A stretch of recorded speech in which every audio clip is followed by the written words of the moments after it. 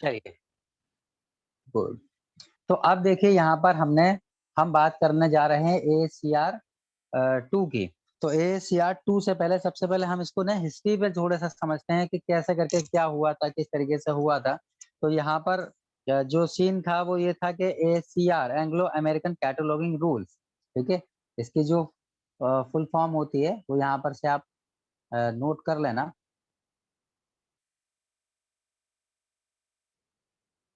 इसकी होती है एंग्लो अमेरिकन कैटलॉगिंग रूल्स।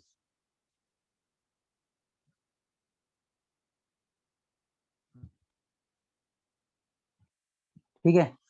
तो यहाँ पर क्या हुआ था, ये यहाँ पर 1961 में क्या हुआ था एक्चुअल में, देखो पहले से ही ये चल रहा था कि भाई हम किसी भी जो हमारे लाइब्रेरी के अंदर जो हमारे बुक्स होंगी उनको कैटलॉग किस तरीके से बनाएंगे, कुछ रूल्स तो चाहिए होंगे ना।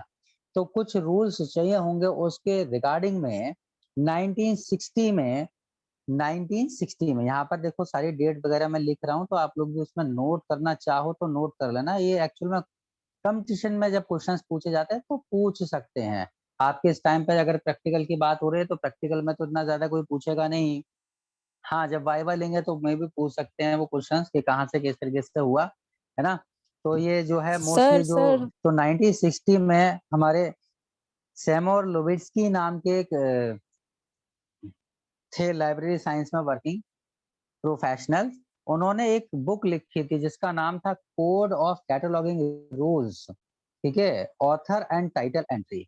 और उन्होंने इस बुक में ये बताया था कि किसी बुक के अगर कैटलॉग बनाएंगे हम, तो जो कैटलॉग हम बनाएंगे बुक का, ठीक है, तो उसको ऑथर और टाइटल की एंट्री के थ्रू किस तरीके से बना सकते हैं। अब तुम सोच रहे होगे बार बार के सर कैटलॉगिंग कैटलॉगिंग बोल रहे हैं, व्हाट इज कैटलॉग। तो सबसे पहले हमको ये तो पता होना चाहिए ना कि भाई कैटलॉग होता क्या है, तभी तो हम कुछ कर पाएंगे, कुछ बता पाएंगे कि भाई क्या चीज है आखिर। तो मैं बिल्कुल शुरुआत से समझा रहा हूँ आपके लिए। जैसे कि फॉर एग्जांपल आप यहाँ पर ये सपोज करो कि आप किसी रेस्टोरेंट में गए, ठीक है, आपको खाना खाना है और आप किसी रेस्टोरेंट में गए, तो वहां पर क्या होता है, आप वहां पर देखोगे कि वहां पर जो वेटर होता है वो आपके लिए एक मेन्यू लेके आएगा, या फिर वहां पर मेन्यू रखे होंगे।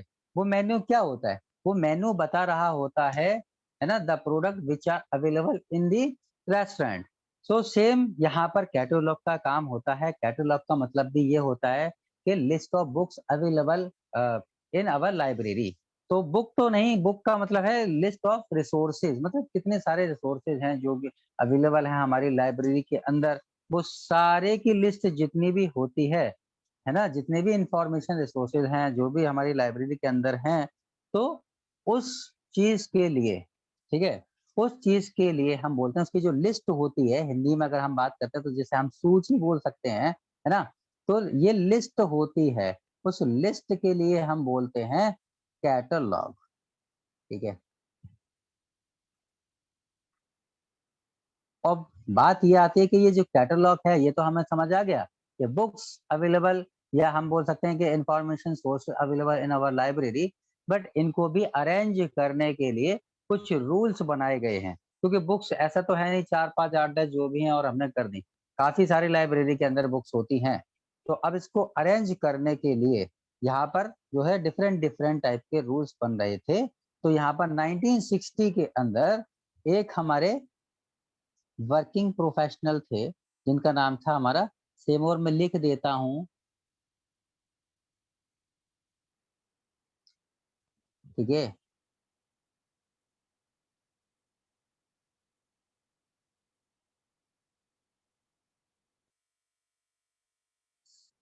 सेमोर लेविट्स्की, इन्होंने एक बुक एक बुक पब्लिश की।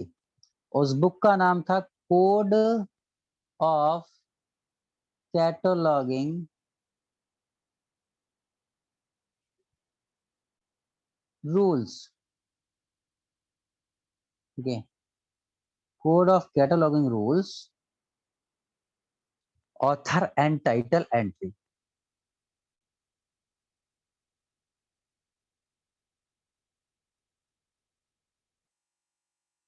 एंड टाइटल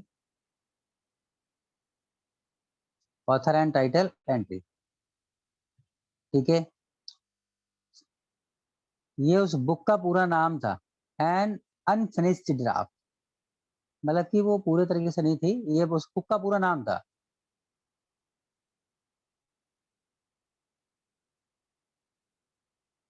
तो ये सारा आप लोग नोट डाउन करते चले। तो 1960 में जो थे हमारे सेमोर लोविट्स्की साहब ने जो है एक कॉन्सेप्ट दे दिया, एक बुक दे दी उन्होंने, और उस बुक का नाम था code of cataloguing rules, author and title entry and unfinished draft. अब इसके इसके रूल्स पर बेस्ड जो हमारे एसीआर जो हमारा बना है, एंग्लो अमेरिकन कैटलॉगिंग रूल्स, उस जो ये इन्होंने बुक बनाई थी, ये जो इन्होंने बुक बनाई थी ना, इसी पे आधारित है। ठीक है, इसी पे बेस बनाया गया है, इसीलिए एसीआर को बनाने का जो क्रेडिट जाता है वो सैमुअल लेविट्स्की के लिए जाता है। ठीक है, और तभी और तभी 1961 में, ठीक है, मैं से मिटा रहा हूँ, ठीक है, लिखते रहना भाई, साथ के साथ 1961 में, इसकी हिस्ट्री समझो कैसे करके हुई शुरुआत। 1961 में एक कॉन्फ्रेंस होती है। ठीक है, कहाँ पर होती है कॉन्फ्रेंस? वो कॉन्फ्रेंस होती है हमारी पेरिस के अंदर। क्या नाम होता है कॉन्फ्रेंस का? कॉन्फ्रेंस का नाम है international conference on cataloguing principle. ठीक है, उसका नाम है इंटरनेशनल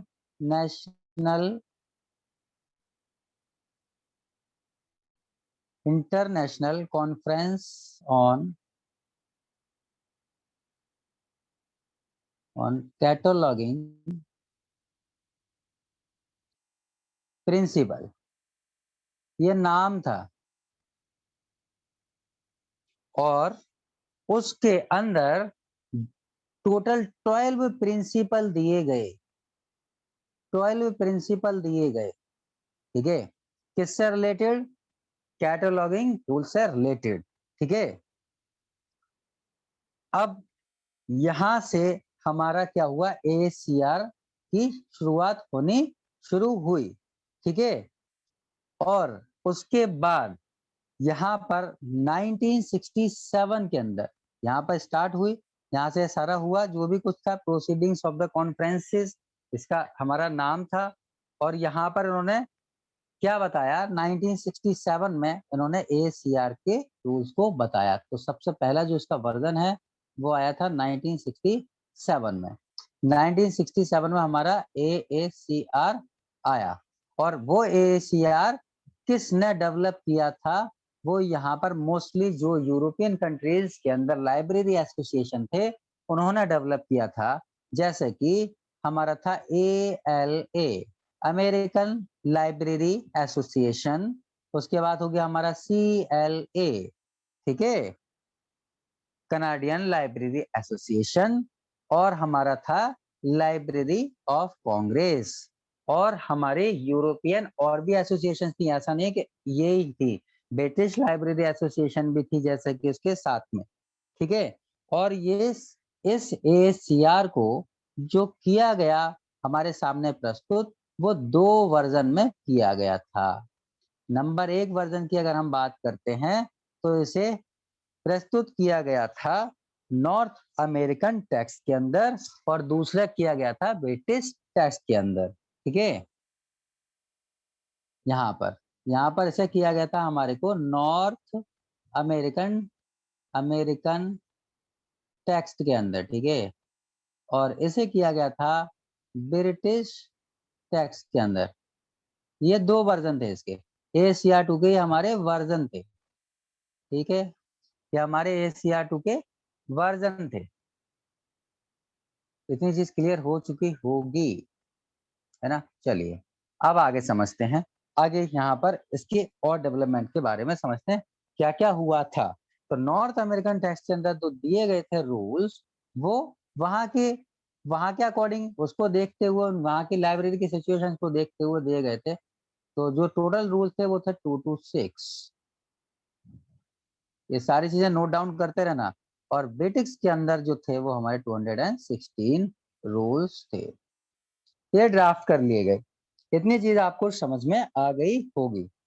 तो जब AACR हमारा बना था तो AACR के अंदर 3 पार्ट थे। जब स्टार्टिंग हुई थी ना इसकी, तो इसके अंदर हमारे 3 पार्ट थे।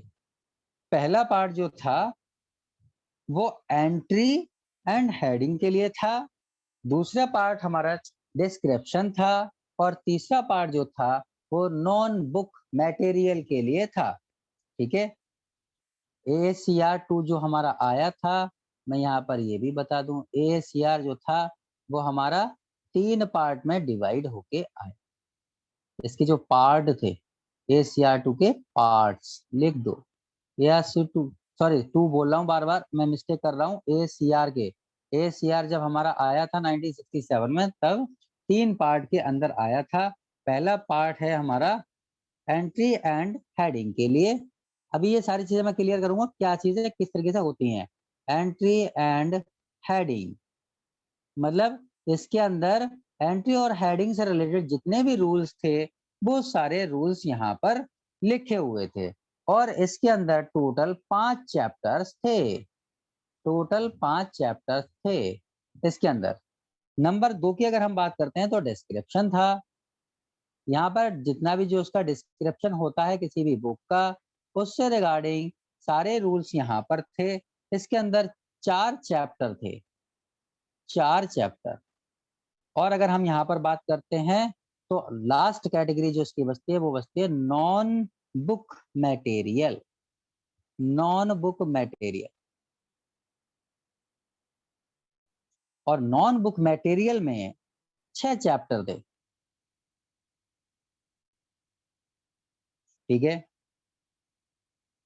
अब रूल्स की अगर हम बात करते हैं तो यहाँ पर हमारे टोटल 129 रूल्स थे पहले चैप्टर के अंदर। दूसरे चैप्टर के अंदर 62 रूल्स हमारे थे, और तीसरे चैप्टर के अंदर अगर हम बात करते हैं तो 81 रूल्स यहाँ पर थे। तो अगर हम यहाँ पर बात करते हैं AACR के वर्जन की, तो आपको ये पता चल जाएगा कि जो हमारा AACR वर्जन था वो 3 हमारे पार्ट्स में आया था। और उसमें पहले पार्ट में एंट्री एंड हेडिंग से रिलेटेड रूल थे, दूसरे पार्ट में डिस्क्रिप्शन से रिलेटेड रूल थे, तीसरे पार्ट में नॉन बुक मटेरियल से रिलेटेड रूल थे, जैसे कि ऑडियो वीडियो म्यूजिक। अब यहाँ पर हम बात कर लेते हैं कि ये टोटल मिला के कितना कितना बना, कैसे बना। टोटल मिला के 272 रूल्स हमारे थे, और वो सारे रूल्स लिखे गए थे 400 पेजेस के अंदर।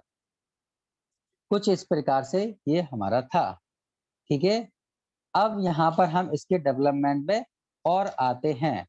डेवलपमेंट इसका होते होते जब हमारा AACR को क्या किया गया, जब लोगों को लगा कि इसका थोड़ा सा और इसको रिवाइज करना चाहिए, तो इसका दूसरा वर्जन आया AACR का रिवाइज्ड वर्जन। इसे रिवाइज किया गया, और वो रिवाइज्ड वर्जन आपका आया था 1974 के अंदर। ठीक है।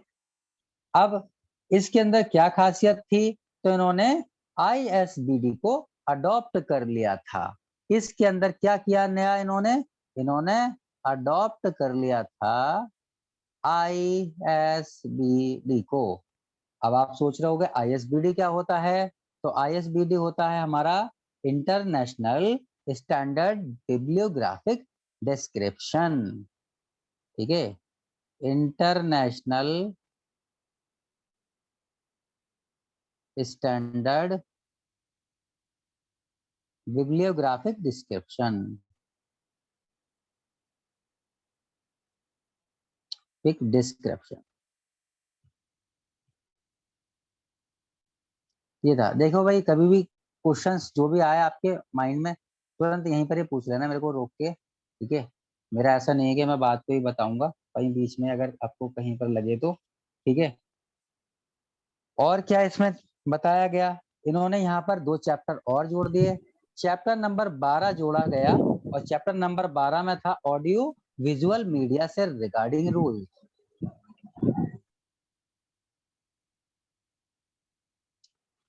ऑडियो और विजुअल मीडिया से रिगार्डिंग रूल्स जो भी थे। और चैप्टर नंबर 14 जोड़ा गया, एक चैप्टर और इसके अंदर कौन से रूल थे? साउंड एंड रिकॉर्डिंग से रिलेटेड। तो यहाँ पर हम बोल सकते हैं साउंड एंड रिकॉर्डिंग्स, इनसे रिलेटेड हमारे रूल्स इसमें थे, इसलिए उसे रिवाइज किया गया 1974 में। ध्यान से समझना, डेट सारी आपको याद होनी चाहिए। तो 1967 में ASCR आया, शुरुआत 1960 से हुई थी। 1961 में पेरिस के अंदर हमारे क्या हुई, international conference on cataloguing principle पे बेस्ड एक प्रोसीडिंग्स ऑफ कॉन्फ्रेंस हुई थी, जहां पर 12 प्रिंसिपल हमारे दिए गए थे। ठीक है, वहां पर से आते आते 1967 में जितनी भी लाइब्रेरी एसोसिएशन थी, जैसे कि Canadian library association, American library association और लाइब्रेरी ऑफ कांग्रेस, इन्होंने सबने मिलकर क्या किया, ASCR को प्रपोज किया, बताया, और ये 2 वर्जन में यहाँ पर अवेलेबल था। कौन कौन से में अवेलेबल कराया इन्होंने? नॉर्थ अमेरिकन में और ब्रिटिश में। उसके बाद 1974 में इसको रिवाइज कर दिया गया। क्यों किया गया? क्योंकि इन्होंने इंटरनेशनल स्टैंडर्ड बिब्लियोग्राफिक डिस्क्रिप्शन को अडॉप्ट कर लिया था। इसमें 2 चैप्टर को जोड़ा गया था। चैप्टर नंबर 12 में ऑडियो विजुअल जो भी होते हैं हमारे ना, मीडिया से रिलेटेड जो भी हैं, उनको जोड़ा गया था। और चैप्टर नंबर 14 में इन्होंने बताया था साउंड एंड रिकॉर्डिंग से रिलेटेड कि किस तरीके से इनकी कैटलॉगिंग करनी है, उससे रिलेटेड रूल्स। 1978 में, अब जो हम यहाँ पर पढ़ रहे हैं वो चीज समझो आप। 1978 में 1978 की अगर हम बात करते हैं, तो यहाँ पर इंट्रोड्यूस किया इन्होंने ASCR2, मतलब कि ASCR का सेकंड वर्जन, ASCR का सेकंड वर्जन 1978 में आया। ठीक है, उसके बाद अगर हम और बात करते हैं, आगे बढ़ते हैं, तो 1988 में ASCR 2 का भी रिवाइज्ड वर्जन आ गया, इसे रिवीजन कर दिया गया। ठीक है, और यहाँ पर क्या हुआ, यहाँ पर भी रूल्स चेंज हुए। यहाँ पर इसको पहली बार publish in books and loose sheet format में किया गया। ठीक है, फिर देखो 10-10 साल का गैप दिख रहा होगा आपको, इसे तो याद करने का थोड़ा सही तरीका है। 1978 फिर 1988 हमारा हो गया। ठीक है, और यहाँ पर आपको ध्यान रखना है 1988 में क्या एक नई चीज और हुई थी, नई चीज एक और हुई थी। 1978, 1988, 1998 होना चाहिए। 1998 में यहाँ पर क्या हुआ था, AACR का सेकंड रिवीजन कर दिया गया, मतलब रिवाइज किया गया, इसको भी दोबारा से रिवाइज किया गया, सेकंड टाइम रिवाइज किया गया। और यहाँ पर आप उसको क्या क्या चीजें देखी गई, यहाँ पर एक नई चीज देखी गई, क्योंकि टेक्नोलॉजी बहुत ज्यादा उस टाइम पे चेंज हो रही थी। दैट्स वाई यहाँ पर इसे फर्स्ट टाइम जो है बुक एंड CD रोम की फॉर्म में पब्लिश किया गया, बुक एंड CD रोम की फॉर्म में, CD रोम की फॉर्म में पब्लिश किया गया।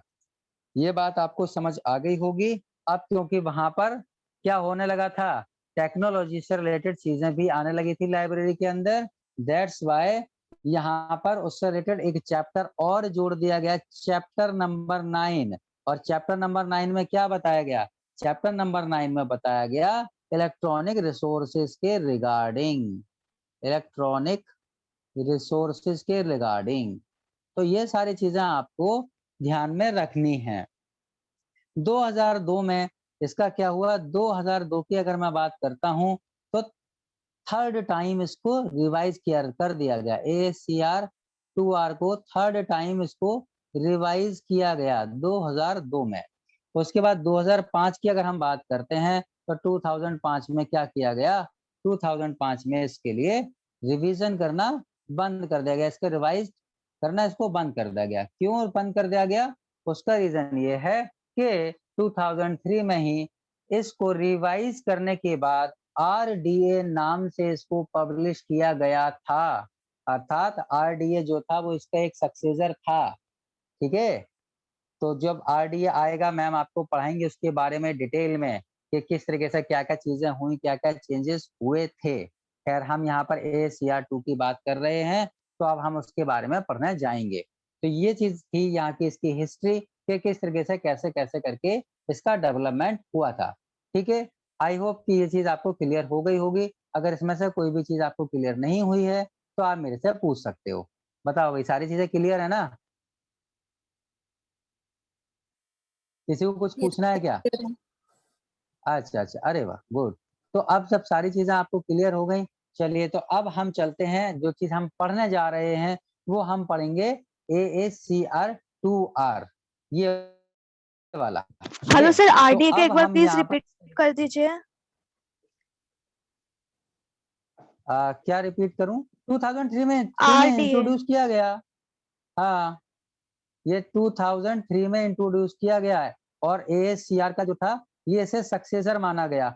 मतलब कि जब टेक्नोलॉजी का यूज होने लगा तो फिर इसको क्या बोलते हैं उसको, मतलब कि कंप्यूटर सिस्टम में जब लोग सर्च करने लगे तो फिर कैटलॉगिंग में जो है कंप्यूटर का वो आ गया ना, इंट्रोड्यूस कर दिया गया। तो वहां पर जो है इसमें रूल्स जो हैं उससे रिलेटेड बनाए गए और उसे इसे प्रयोग में लेके आना शुरू कर दिया। लेकिन इसकी भी बड़ी इंटरेस्टिंग स्टोरी है कि उन्होंने क्या किया था। उन्होंने जब ये बना रहे थे तो उस टाइम पे उन्होंने क्या किया था, उन्होंने जितनी भी बड़ी बड़ी लाइब्रेरीज थी, लाइब्रेरी एसोसिएशन थे, तो लाइब्रेरी एसोसिएशन को उन लोगों ने क्या किया, ये रूल्स के बारे में जाके जिन्होंने बनाए थे तो उनको सेंड किया और उनसे बोला कि ऐसा इनको आप यूज कीजिए, इसके अकॉर्डिंग कीजिए और फिर इसके बाद आपको आपको हमको फीडबैक बताना है। तो वही मिला जुला फीडबैक आया, मिक्सअप हुआ सारी चीजें। तो ये सारी चीजें आपको रोशनी मैम बताएंगे जब आप उनकी क्लास पढ़ रहे होगे तब। ठीक है, अब हम चलते हैं आगे।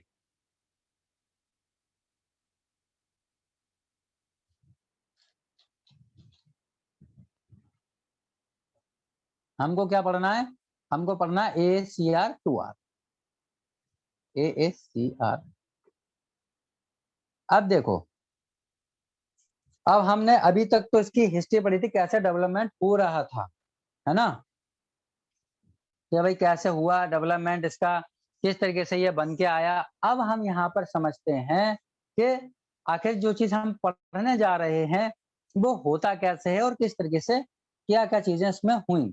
तो जब हमने इसका रिवाइज वर्जन देखा जो कि 1978 में आ चुका था, उसमें यहाँ पर क्या किया गया, उसमें यहाँ पर बहुत बड़ा चेंज भी किया गया। वो चेंज ये किया गया कि जो यहाँ पर हमने 3 पार्ट पढ़े थे ना, कि इसे 3 पार्ट में हमने डिवाइड कर दिया था। अभी मैंने आपको बताया था ना 3 पार्ट के बारे में। पहला पार्ट जो था वो हमारा था एंट्री और हेडिंग वाला, दूसरा डिस्क्रिप्शन वाला और तीसरा नॉन बुक मटेरियल वाला। अब यहाँ पर जो क्या किया गया था इन्होंने, यहाँ पर डिस्क्रिप्शन में तो कर दिया, यहाँ पर इसको सिर्फ 2 ही पार्ट में अवेलेबल कराया, सिर्फ 2 पार्ट में यहाँ पर अवेलेबल कराया। पहला पार्ट जो था वो हमारा डिस्क्रिप्शन के रूल थे, पहले पार्ट में डिस्क्रिप्शन से रिलेटेड रूल थे, ठीक है। और दूसरा वाला जो पार्ट था वो हमारा हेडिंग और टाइटल से रिलेटेड था, ठीक है। अब आप सोच रहे होगे सर तीसरा वाला जो था नॉन बुक मटेरियल वाला उसका क्या रहा? हेडिंग एंड टाइटल लिख दूं पहले, एंड टाइटल। अब आप सोच रहे होगे कि सर जो नॉन बुक वाला था उसको क्या किया गया? एक्चुअल में नॉन बुक मटेरियल वाला जो था पार्ट वो भी हमने किस में कर लिया, इस वाले पार्ट में, हेडिंग एंड टाइटल वाले पार्ट में हमने क्या किया, मर्ज कर दिया इस चीज के लिए भी, ठीक है। क्योंकि अब जो है इस टाइम तक टेक्नोलॉजी का बहुत ज्यादा यूज होने लगा था, ठीक है। हम जो पढ़ रहे हैं वो 2002 पढ़ रहे हैं, ठीक है, ध्यान रखना इस चीज का। अब जो ये बुक थी AACR2R जो थी, अब इसके बारे में थोड़ा सा समझते हैं इसमें क्या क्या चीजें थी। इसमें देखो डिस्क्रिप्शन से रिलेटेड जो रूल्स थे, इसमें कितने चैप्टर थे और कैसे कैसे करके क्या क्या हुआ वो मैं सारी चीजें आपको बताता हूँ, ठीक है। तो डिस्क्रिप्शन के में जो थे हमारे, वो हमारे टोटल 14 चैप्टर थे। कितने चैप्टर थे जी? डिस्क्रिप्शन में हमने 14 चैप्टर ले रखे हैं। अब 14 चैप्टर में क्या क्या चीजें थी वो चीजें आप थोड़ा सा समझो, क्या क्या चीजें थी। चैप्टर नंबर 1 में जो थे वो जनरल रूल और डिस्क्रिप्शन थे, चैप्टर नंबर 1 में, अगर मैं चैप्टर नंबर 1 की बात करता हूँ तो इसमें क्या था, जनरल रूल थे, जनरल रूल्स थे, ठीक है। अगर मेरे पास पीडीएफ में पड़ा होगा तो मैं पीडीएफ में देखता हूँ, ठीक है, और आपको शेयर कराता हूँ, क्योंकि ऐसे लिखने में बहुत ज्यादा टाइम चला जाएगा। हाँ ये इसमें है, दिख रहे हैं जनरल रूल चैप्टर 2, चैप्टर दिखाता हूँ, चलो थोड़ा सा।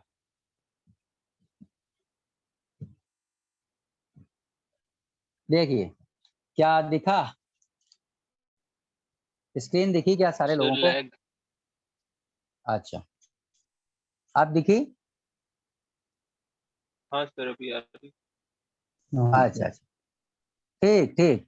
तो यहाँ पर आपको देखो लेआउट में आपको बना के, ये है layout of AACR second revision का जो था हमारा। तो यहाँ पर देखो, यहाँ पर पार्ट 1 जो है हमारा, अरे ये तो इन्होंने 3 पार्ट वाला कर दिया, ये नहीं है, ये वाला नहीं है, इन्होंने चैप्टर का दिखाया नहीं है, चैप्टर कौन कौन से हैं। चलिए मैं आपको फिर बता ही देता हूँ, उसमें लिख के बता देता हूँ। पार्ट 1 में लिखना है क्या किसी को? क्योंकि लिखने में टाइम काफी ज्यादा जा रहा है, बस ये देख रहा हूं मैं। जनरल रूल्स हैं, दूसरे वाले में क्या होना चाहिए, दूसरे वाले में तुम्हारा बुक्स पैम्फलेट से रिलेटेड रूल्स हैं, ठीक है। ये पहले वाले में तो हमारा जनरल रूल्स हो जाएंगे। लो मैं लिख ही देता हूँ, जनरल रूल्स फॉर डिस्क्रिप्शन, ये होंगे हमारे, ठीक। दूसरे वाले की अगर बात करता हूँ तो चैप्टर नंबर 2 में जो होंगे हमारे, बुक्स आ जाती हैं, बुक्स आ जाती हैं, पैम्फलेट आ जाते हैं हमारे, या फिर प्रिंटेड शीट हैं, ठीक है, प्रिंटेड शीट हैं। ये सारे चीजों के बारे में हम पढ़ेंगे चैप्टर नंबर 2 में। चैप्टर नंबर 3 में जो रूल थे हमारे, वो कैटोग्राफिक मटेरियल, कैटोग्राफिक मटेरियल समझते हो? कैटोग्राफिक, CARTO है ये, कैटोग्राफिक मटेरियल, समझते हो आप लोग कि नहीं? मतलब कि मैप्स, एटलस, इन सब वाले जो भी होते हैं ना, जैसे हिंदी में मानचित्र वगैरह बोलते हैं, मैप्स हो गए हमारे, एटलसेस हो गए, ठीक है, कैसे लिख दिया, एटलसेस, अच्छा एटलस, ठीक है, एटलस हो गए हमारे। तो ये सारी चीजें जो हैं वो हमारे, उनको कैसे अरेंज करना है, उनका कैसे एंट्री करनी है, ये सारी चीजों के बारे में हमारे चैप्टर नंबर 3 में आता है। चैप्टर नंबर 4 की अगर मैं बात करता हूँ तो चैप्टर नंबर 4 में हमारी मनुस्क्रिप्ट्स आती हैं, है ना, जो हमने हाथ से लिखी हुई होती है ना, मनुस्क्रिप्ट उसी तो बोलते हैं, वो होती हैं। चैप्टर नंबर 5 में इन्होंने क्या बताया, चैप्टर नंबर 5 में इन्होंने बताया म्यूजिक से रिलेटेड, म्यूजिक से रिलेटेड अगर इनको करनी होगी तो म्यूजिक से रिलेटेड चैप्टर नंबर 5 में करेंगे। चैप्टर नंबर 6 में साउंड रिकॉर्डिंग से रिलेटेड रूल्स थे, चैप्टर नंबर 6 में, ठीक है, साउंड रिकॉर्डिंग से रिलेटेड रूल्स थे चैप्टर नंबर 6 में, इन्होंने दे रखे थे। चैप्टर नंबर 7 की बात करते हैं तो इसमें वीडियो रिकॉर्डिंग से रिलेटेड रूल थे, वीडियो रिकॉर्डिंग से रिलेटेड रूल्स थे इसमें। चैप्टर नंबर 8 में हमारे ग्राफिकल मटेरियल थे, जितने भी ग्राफिक्स वाले मटेरियल जो भी थे, जो आते हैं ना, कौन कौन से होते हैं ग्राफिक्स में, कलरफुल पेजेस इलस्ट्रेटेड करके उन्होंने बना रखे होते हैं बहुत सारे, पेंटिंग्स वेंटिंग्स, ये वो जो भी सारी चीजें होती हैं उसको अरेंज करना, ये सारी चीजें जो हैं वो हमारे आगे ग्राफिकल मटेरियल्स में, ठीक है। उसके बाद अब हम यहाँ पर बात करते हैं चैप्टर नंबर 9 की। चैप्टर नंबर 9 में हमारे आ जाते हैं machine readable files. Machine readable files क्या होती हैं? ऐसी फाइल्स होती हैं जो क्या करते हैं हम, जिस क्या बोलते हैं उसे, जैसे 0 कि and 1 को हाँ हाँ हाँ हाँ हाँ हाँ, गुड गुड गुड, रीड कर सकती है। हाँ रीड कर सकती हैं। तो ये हो गए हमारे चैप्टर नंबर 9 में, उससे रिलेटेड रूल्स थे, मशीन से ही पढ़ सकते हैं हम उसके लिए, ठीक है, मशीन रीडेबल फाइल्स थी इसके अंदर। और क्या था हमारा, चैप्टर नंबर 9 के बाद चैप्टर नंबर 10 पे आ जाते हैं। चैप्टर नंबर 10 के अंदर हमारा 3D आर्टिफैक्ट थे। अब आर्टिफैक्ट क्या होते हैं अगर हम बात करें तो, 3D आर्टिफैक्ट, जैसे मैंने यहाँ पर 3D बोला आपको तभी समझ आ जाना चाहिए कि 3D आर्टिफैक्ट बोले तो 3D मॉडल्स, है ना, जो किसी का मॉडल उन्होंने बना कर रख दिया है, बुक नहीं है ये, मॉडल जो बना के रखते हैं ना वो दिखाने के लिए कि भाई इस तरीके का कुछ चीज दिखना चाहिए, ऐसा। तो वो जो आर्टिफैक्ट हमारे थे उससे रिलेटेड रूल जो थे वो हमारे चैप्टर नंबर 10 में थे हमारे आर्टिफैक्ट्स। चैप्टर नंबर 11 की अगर हम बात करते हैं तो इसमें माइक्रोफॉर्म्स में जो भी चीजें थी अवेलेबल, माइक्रोफॉर्म्स भी वही है जिसको जी बताइए। सर वो वीरेंद्र जी को बीच में वो म्यूट कर दीजिए, बीच में क्रैकिंग साउंड आ रहा है अच्छा, जिससे आपका आवाज थोड़ा डिस्टर्ब हो जाए। किधर हैं वीरेंद्र जी? कर हो देता गए हूँ सर, मैं। हो गए। अच्छा, हो गए। नहीं हुए, अब नहीं हुए हो गए, सर। अब तो हो गए। हाँ सर। गुड गुड, हाँ सर। बता दिया करिए, बता दिया करिए। ठीक है, तो चैप्टर नंबर 11 में क्या थी? माइक्रोफॉर्म, जिनको पढ़ने के लिए क्या करते हैं? माइक्रोफॉर्म रीडर की जरूरत पड़ती है। चैप्टर नंबर 12 में हमारे सीरियल, जर्नल्स, पीरियोडिकल्स, ये सारी चीजों के बारे में बात की गई थी। सीरियल्स हैं, जर्नल्स हैं, ठीक है, और पीरियोडिकल्स हैं, इन सबसे रिलेटेड रूल्स जो भी थे। चैप्टर नंबर 13 की अगर मैं बात करता हूं यहाँ पर, तो इसमें एनालिसिस,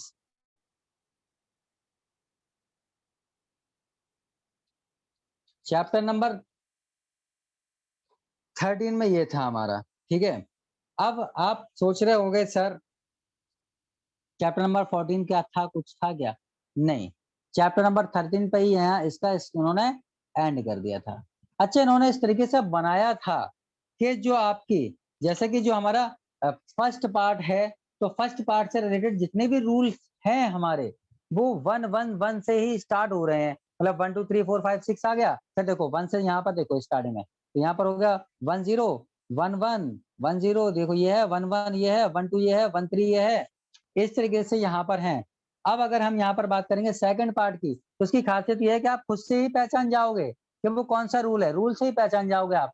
जैसे कि अगर मैं इसके सेकंड पार्ट की बात करता हूँ, सेकंड पार्ट में किस किस से रिलेटेड रूल थे, आपको शायद मैंने अभी बताया तो था कि हेडिंग है हमारी, है ना, and titles. Heading and title की अगर मैं बात करता हूँ तो इससे रिलेटेड हमारे रूल्स इसके अंदर थे। ये कौन सा चैप्टर, ये कौन सा हमारा पार्ट था, सॉरी चैप्टर कह रहा हूं मैं, ये कौन सा पार्ट था? ये पार्ट नंबर 2 है इसका। और पार्ट नंबर 2 में अगर हम रूल की बात करेंगे तो उसका जो पहला रूल होगा, तो यहाँ पर हम ऐसे लिखेंगे 2 1, समझ रहे हो ना आप? 2 1 मतलब कि ये पार्ट नंबर 2 का पहला रूल है। फिर 2 2 पार्ट नंबर 2 का दूसरा रूल है। इस तरीके से यहाँ पर हम रूल लिखेंगे। तो पार्ट नंबर 2 का पहला रूल में है चॉइस ऑफ एक्सिस पॉइंट। ठीक है, यहाँ पर चॉइस ऑफ एक्सिस पॉइंट से रिलेटेड रूल थे, एक्सिस पॉइंट से रिलेटेड। अब आपको समझ नहीं आया होगा कि ये एक्सिस पॉइंट्स क्या होते हैं, है ना? तो देखो, जब भी हम ACR2 का कैटलॉगिंग कार्ड बनाएंगे तो वहां पर हमको स्टार्टिंग कहाँ से करनी है, हेडिंग किससे बनानी है, जिससे भी आप एंट्री करते हो वहां की, मतलब स्टार्टिंग करते हो, उसे हम एक्सेस पॉइंट बोलते हैं। तो चॉइस ऑफ एक्सेस पॉइंट का मतलब ये हुआ कि हमें कौन से स्टार्टिंग करनी है। हेडिंग बनानी है तो किसकी बनानी है? ऑथर की बनानी है, या ऑथर की नहीं बनानी है, या एडिटर की बनानी है, या फिर किसकी बनानी है, मतलब ये चीज है। ठीक है, उससे रिलेटेड कुछ और भी है, तो उससे जो भी रूल थे उससे रिलेटेड वो सारे। अब नंबर 2 की अगर हम बात करते हैं तो थी heading for personal, heading for person. ठीक है, हेडिंग फॉर पर्सन, यहाँ पर क्या था? उन पर्सन से के रिकॉर्डिंग के जैसे कि मान लिया किसी एडिटर ने बनाई है या रिवाइजर ने बनाई है, किसने बनाई है, तो उसको कैसे लिखेंगे हेडिंग में? मोर देन 1 ऑथर है तो कैसे लिखेंगे, है ना? 2 ऑथर है तो कैसे लिखेंगे, कैसे बनाएंगे उसका, है ना? और हमारा जो है कंपाइलर है तो उसकी कैसे होगी एंट्री, उससे रिलेटेड रूल्स जो थे हमारे वो चैप्टर नंबर 2 में थे, पार्ट 2 के, तो सर 22 बोला गया। ठीक है, फिर अगर हम बात करते हैं 23 की, तो यहाँ पर 23 में क्या था हमारा? 23 में ज्योग्राफिक नेम्स, है ना? ज्योग्राफिक नेम्स के रिलेटेड क्या चीज आ गई, जैसे कि ज्योग्राफिक नेम्स की अगर हम बात करते हैं तो क्या क्या होगा ज्योग्राफिक नेम्स? जैसे कि अगर मान लिया कोई बुक है, ठीक है, और वो किसी नेम पे लिखी हुई, जैसे कि इंडिया के बारे में बात कर रहे हैं, है ना, या फिर मान लिया हिमाचल प्रदेश के बारे में बात की जा रही है, तो उसकी एंट्री किस तरीके से करेंगे, उसे कैसे बनाएंगे, तो यहाँ पर किस तरीके से उसके बारे में बताया गया था। 24 में कॉर्पोरेट बॉडीज के बारे में बताया गया था। कॉर्पोरेट कॉर्पोरेट बॉडीज क्या होते हैं? कॉर्पोरेट बॉडीज, आपको ये पता होना चाहिए कि कोई जो ऑथर होता है वो जरूरी नहीं है कि पर्सनली ही जो भी है पर्सनली वो लिखे बुक, ऐसा जरूरी नहीं है। ठीक है, मोर देन 2 ऑथर 3 ऑथर भी हो सकते हैं, और ऐसा भी हो सकता है कि कोई ऑथर ही नहीं है, कोई ऑर्गेनाइजेशंस हैं, बड़े बड़े इंस्टीट्यूशंस हैं, वो क्या कर रहे हैं, वो उस चीज के लिए पब्लिश कर रहे हैं। ठीक है, अब जैसे कि फॉर एग्जांपल क्या क्या हो सकते हैं, हमारा गवर्नमेंट ऑफ इंडिया है, उसका गजट आता है ना, गवर्नमेंट ऑफ इंडिया। अब इसने मान लिया बजट पब्लिश किया, तो इसे कोई ऑथर थोड़ी लिखेगा, गवर्नमेंट ऑफ इंडिया का है ये। जो आप बुक्स पढ़ रहे हो किसकी हैं? वो इग्नू की हैं, उसमें ऑथर थोड़ी है कोई। तो जो बुक्स हैं वो इग्नू की हैं। एनुअल रिपोर्ट्स हैं, आती है ना अलग अलग इंस्टीट्यूशन की एनुअल रिपोर्ट्स, वो किस चीज की हैं? वो किसी ऑथर ने थोड़ी लिखी हुई हैं। तो उनसे रिलेटेड रूल्स जो थे वो चैप्टर नंबर 24 में थे। चैप्टर नंबर 25 इन्होंने अलग ही चैप्टर दे दिया गया था। उस चैप्टर में क्या लिखा हुआ था? इस चैप्टर में यूनिफॉर्म टाइटल से रिलेटेड चीजें थी। अब आप समझोगे, समझ पा रहे हो ना कि यूनिफॉर्म टाइटल क्या होता है? मैं आपको यहाँ पर बताता हूँ।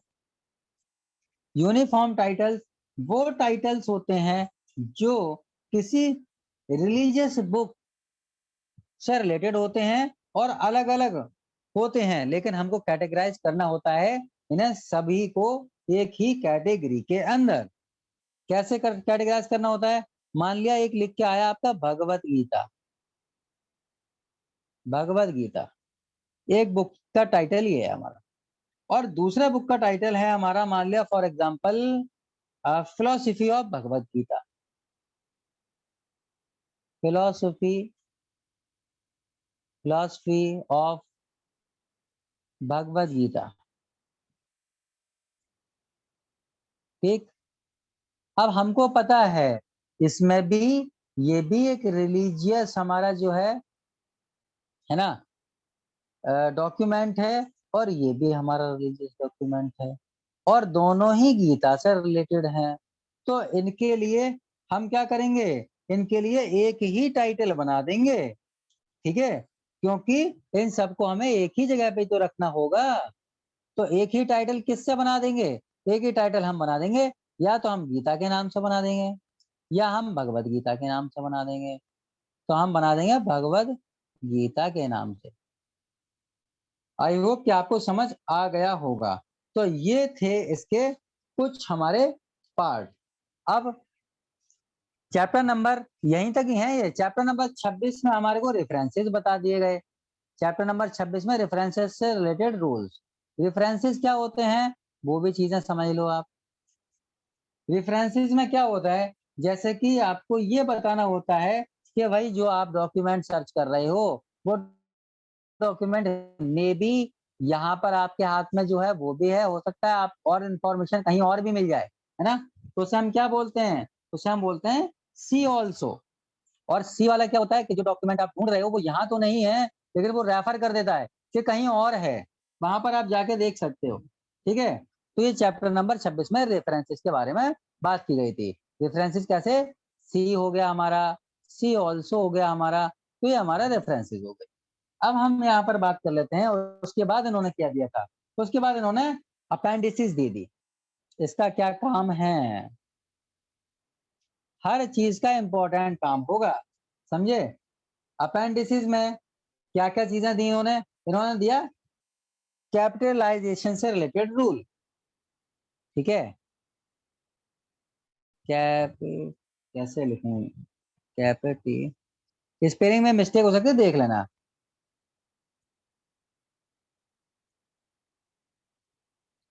कैपिटलाइजेशन से रिलेटेड रूल्स मतलब जब आप लिखते हो ना तो एक प्रॉपर तरीके से लिखते हो, प्रॉपर वे से लिखते हो। जब आप कार्ड बना रहे होते हो तो आपको पता होना चाहिए कि कहाँ पर हम कैपिटल लिखेंगे और कहाँ पर हम स्मॉल लेटर लिखेंगे, कहाँ पर हम कैपिटल लेटर से लिखना चाह रहे हैं, कहाँ पर हम स्मॉल लेटर से लिखना चाह रहे हैं। तो वो सारे रूल्स जो होंगे वो हमारे अपेंडिसेस के अंदर थे।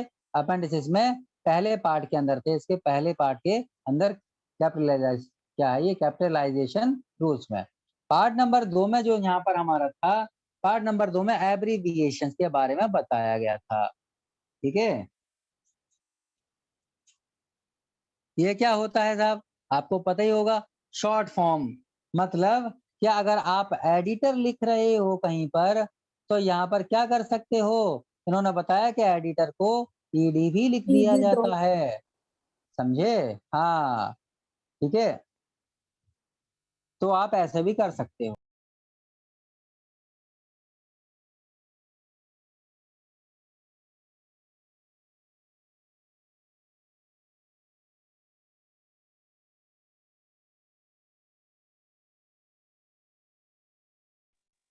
सर आप म्यूट हो गए। अच्छा, आप सही है हाँ सर। आपको, हाँ हाँ ठीक। अब हम बात करते हैं अगले रूल्स के, इसमें 4 रूल थे। अगर हम आगे की बात कर लेते हैं तो अगले में क्या था, अगले में हमारा था न्यूमेरल से रिलेटेड। अब न्यूमेरल से रिलेटेड क्या चीजें होती हैं, हर किसी के बारे में रूल्स बना दिए गए थे। लाइब्रेरी साइंस की देखो ब्यूटी देख रहे हो आप, जितने भी लिटरेचर हैं सबको, एक किसी को भी नहीं छोड़ा इन्होंने, और हर किसी को कैटेगराइज कर दिया और हर किसी को क्लासीफाई करा है। क्लासिफिकेशन डीडीसी में मैं आपको समझाऊंगा इसके बाद ही, पहले कैटलॉग बनाना सीख लेते हैं फिर क्लासीफाई करना सीख लेते हैं। तो न्यूमरल्स क्या है, कहाँ पर रोमन बनना है, कहाँ पर अरेबिक में, हिंदू अरेबिक बोलते हैं उसे इंडो अरेबिक बोलते हैं, इंडो अरेबिक बोलते हैं, कहाँ पर इंडो अरेबिक में लिखना है, ये सारी चीजों के रिगार्डिंग हमें न्यूमेरल्स में बताया गया था। जैसे कि फॉर एग्जांपल क्या होता है, जो बुक होती है आपने देखा होगा, बुक में जो हमारे प्राइमरी पेजेस होते हैं उसमें ऐसे लिखा हुआ था, मान लिया 10 पेजेस और 10 लिखते हैं हम, फिर कॉमा लगाते हैं, फिर मान लिया 220 पेजेस तो 220 पी लिखते हैं।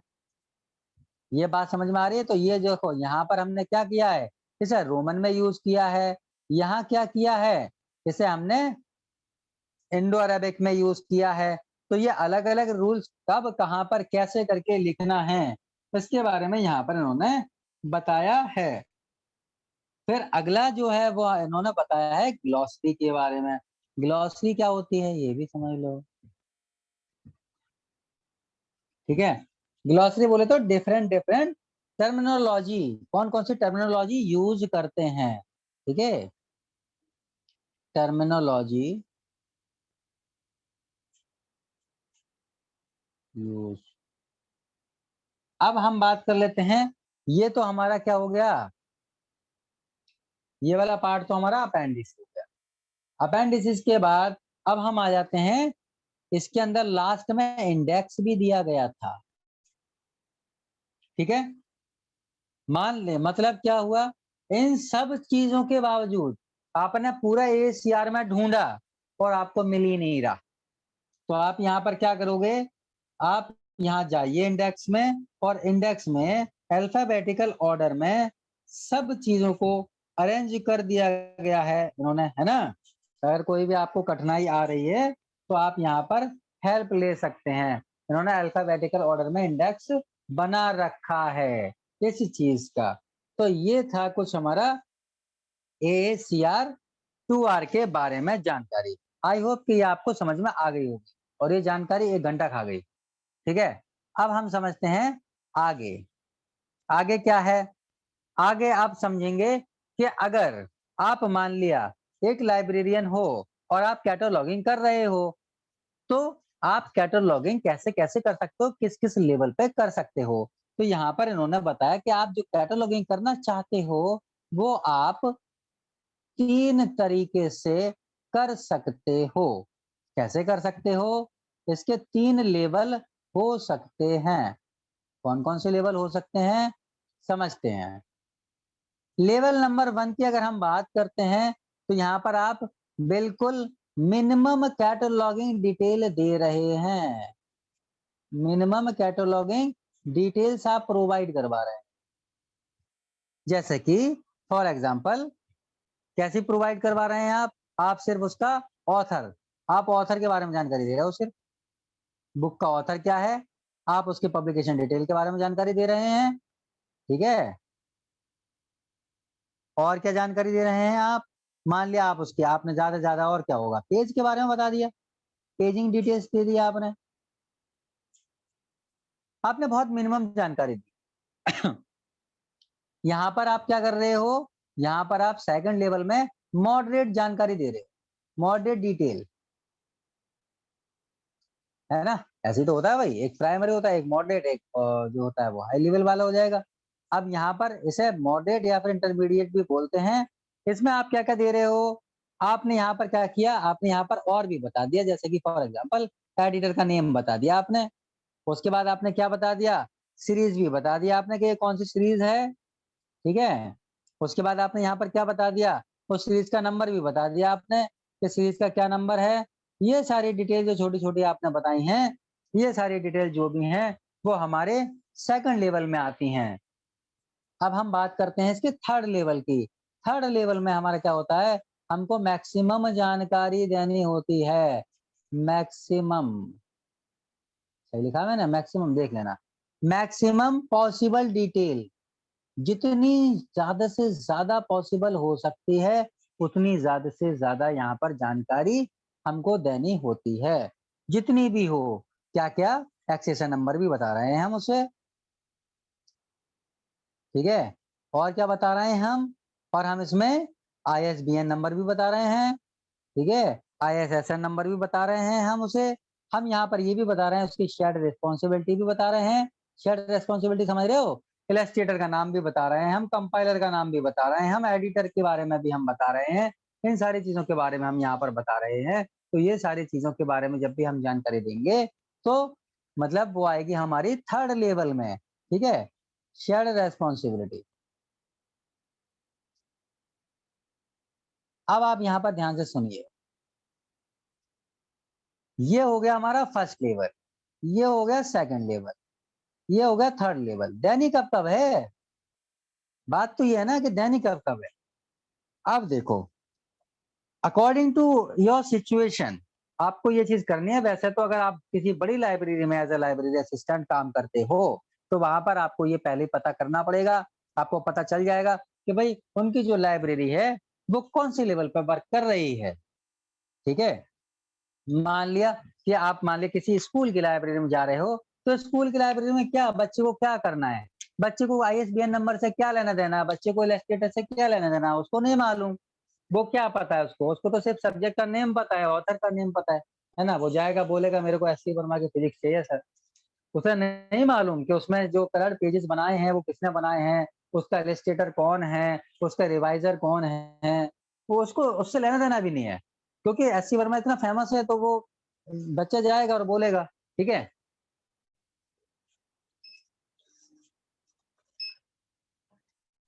और वहां पर आपको जानकारी मिल जाएगी। बट तो यहाँ पर क्या मजबूरी हुई आपकी, ये आप उस कंडीशन में जानकारी देंगे, ये वाली डिटेल आप उस कंडीशन में देंगे जिस कंडीशन में आपके पास मैन पावर और रिसोर्सेज की कमी होगी, ठीक है। आपके पास क्या है, लैक ऑफ, कैसे लिखा जाता है, लैक भूल गया मैं, कमी लिख दे रहा हूं, है गलत हो जाएगा बता।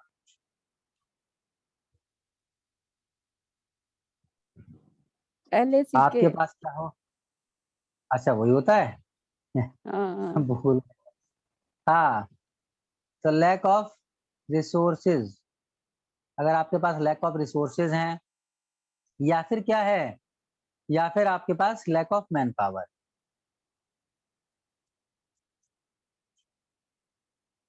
तब आप इन दोनों लेवल पे यूज कीजिए।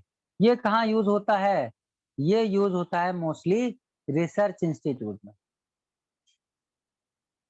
ठीक है, रिसर्च इंस्टीट्यूशन के अंदर होता है। और कहाँ होता है, यूनिवर्सिटी के अंदर होता है। ठीक है, तो आपको कौन सा सीखना है, आप इम्पोर्टेंट चीज ये भी है ना। और मोस्टली कॉलेज लेवल पे भी वैसे कर सकते हो, आप करना चाहो तो। कॉलेज बोले तो इंजीनियरिंग कॉलेज हो गया है ना, आपका एजुकेशन कॉलेज हो गया, जो भी है। तो ये जितने भी कॉलेजेस होते हैं ना, मास मीडिया कॉलेज हो गया, ऐसे कॉलेजेस, तो उस लेवल पर भी आपको ये ही वाली डिटेल प्रोवाइड करवानी है, इसी तरीके से आपको करनी होती हैं। ठीक है, तो आपको कौन सी सीखनी है इस टाइम? आप तो कोर्स कर रहे हो, तो आपको थर्ड लेवल की ही बनानी होगी और थर्ड लेवल की ही आपको सीखनी होगी।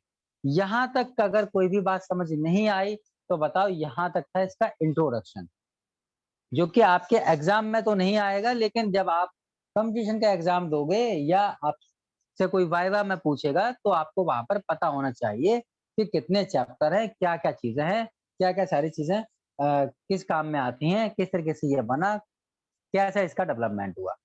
तो ये चीज के बारे में बताइए। अच्छा, यहाँ पर एक चीज बताना मैं यहाँ पर भूल गया कि अब यहाँ पर चैप्टर नंबर 14 से लेके चैप्टर नंबर 20 तक तो यहाँ पर खाली रह गए। भाई जब यहाँ पर शुरू हो गया, क्या हुआ इसका, ये देखो यहाँ पर, आप यहाँ पर समझो, चैप्टर नंबर 13 तक लिखा, आप में से किसी ने पूछा भी नहीं कि सर चैप्टर नंबर 13 तो लिखा, 14 टू 20 का क्या हुआ? भाई 21 लिख दिया आपने, तो 14 टू 20 क्या था?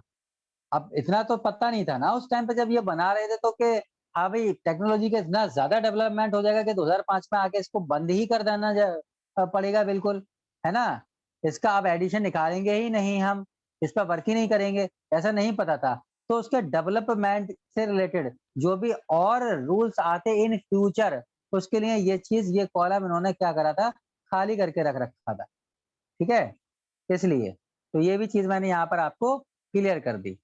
अब यहां तक अगर किसी को भी अगर आपको अब में से किसी को भी दिक्कत है तो मेरे को बताइए। देखो ये पूछ सकते हो, अगर दिक्कत है कुछ भी तब। नहीं है, ठीक है। सर एक बार 14 वाला बता दो फिर से, 14 टू 20 वाला। 14 टू 20 वाले में क्या हुआ था? 14 टू 20 वाला, लो मैं यहाँ पर ये खोल ही लेता हूँ। ये 14 टू 20 जो था, आगे जो भी रूल्स आते और आने वाले होते, है ना, मान लिया कि जो भी और भी ज्यादा कुछ और भी चीजें आती, जैसे कि अभी जब ये बना था AACR, तब उस टाइम पे क्या था, उस टाइम पे हमारे ये डिजिटल मीडिया नहीं था ना। डिजिटल मीडिया बोले तो वीडियोज रिकॉर्डिंग नहीं थी, है ना, ऑडियो रिकॉर्डिंग जो थी वो नहीं थी। या जैसे कि हम बोले कि ये जो इस टाइम पे आजकल हम जो पढ़ते हैं, ई मैगजीन है हमारे, ई पेपर है हमारे, है ना, डिजिटल फॉर्म में जो भी चीजें थी वो नहीं थी, लेकिन उसके बाद आ गई, तो उसको सबको कैटेगराइज किया ना। ऐसे ही उन्होंने सोचा था कि अगर मान लिया ऐसी कुछ प्रॉब्लम आती है, तो उसके लिए हम, मान लिया चैप्टर 1 से रिलेटेड आती है, तो चैप्टर 1 से रिलेटेड हम कैसे करके डिफाइन करेंगे, कहाँ डिफाइन करेंगे? तो उन्होंने 14 टू 20 तक चैप्टर को क्या करा था, उन्होंने छोड़ रखा था कि जब इसका डेवलपमेंट होगा, जब हम देखेंगे, हमको जरूरत पड़ेगी कि ये एक रूल बना देना चाहिए, तो वो क्या करेंगे, हम वो रूल हम बना देंगे। इसलिए अब आप सोचोगे कि सर चैप्टर नंबर 14 टू 20 तो यहाँ पर कर लिया, लेकिन यहाँ पर जो था पार्ट नंबर 2 में, पार्ट नंबर 2 में क्यों नहीं छोड़ा? ये नहीं छोड़ा, उसका रीजन ये है पार्ट नंबर 2 का, क्योंकि ये तो चैप्टर नंबर 2 में, सॉरी पार्ट नंबर 2 में ये हमारे चैप्टर तो चल ही रहे हैं, 25 26 आ गए यहाँ पर रेफरेंस वाला।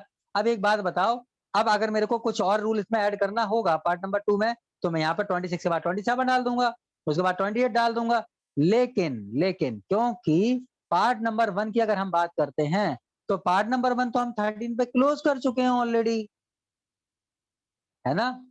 अगर मैं पूरी तरीके से क्लोज कर देता, तो फिर मैं कहाँ डालता? अगर मान लिया मेरे को पार्ट नंबर 1 से रिलेटेड, मतलब कि मुझे उस बुक के डिस्क्रिप्शन से रिलेटेड कोई रूल बनाना है और दूसरा, तो वो रूल कहाँ डालता फिर मैं? इसलिए यहाँ पर उन्होंने खाली चैप्टर छोड़ रखे थे। ठीक है, ये क्वेश्चन आ सकता है, कंपटीशन में आता है। तो चलिए अब हम चलते हैं अपने प्रैक्टिकल की तरफ, कि अब हम जो पढ़ रहे हैं उसमें क्या क्या चीजें होनी चाहिए और कैसे कैसे होंगी। देखिए स्क्रीन विजिबल हुई क्या? तो जो हमारा कार्ड Yes, sir. होता है ना, पहले ये देखिए कार्ड होल्डर कैसा हो। ये होती है एक रैक, ये है हमारी रैक। इसको मैं जूम करके दिखाता हूँ थोड़ा सा और बड़ा करके। जो हमारा कार्ड होता है ना, जो हमको भी बनाना है, वो कुछ इस प्रकार से बनाना है। दिखा? और जूम करके दिखाता हूँ। ऐसे करके कार्ड आते हैं, ठीक है, 5x3 के, ठीक है, 7.5 12.5 बोल सकते हो ये। अच्छा, कोई बात नहीं, इसमें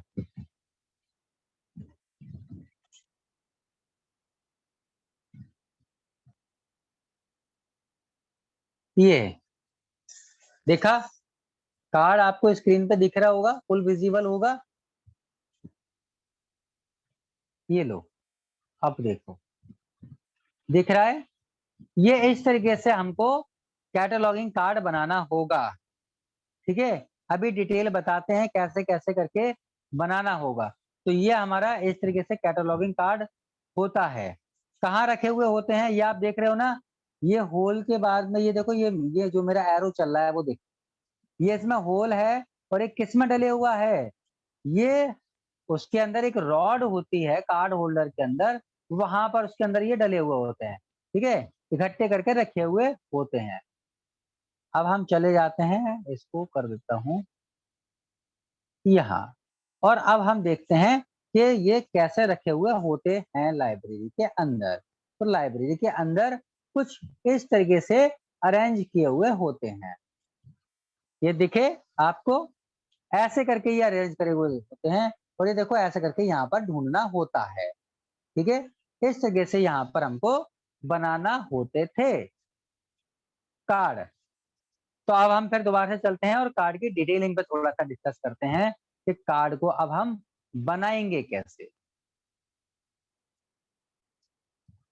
चलिए, तो अब हम यहाँ पर देख लेते हैं जो हमारा कार्ड होता है वो कैसा होता है और किस किस तरीके से हम यहाँ पर बनाते हैं। तो जो कार्ड का साइज है, सबसे पहले कार्ड का साइज समझो। फ्रेंड हो गया, कार्ड का जो साइज है वो अगर सेंटीमीटर में बात करी जाए, तो कार्ड का साइज जो सेंटीमीटर में होता है वो हमारा, इसकी 12.5 सेंटीमीटर की लेंथ होती है और 7.5 सेंटीमीटर की इसकी विड्थ होती है।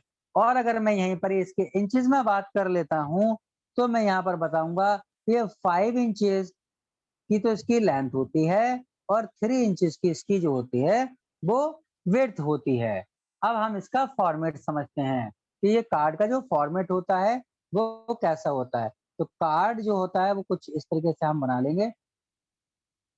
देखो भाई, मेरी ड्राइंग थोड़ी सी खराब है, तो मैं कार्ड का बस दिखा रहा हूँ आपको ओवरव्यू कि कैसे हो सकता है।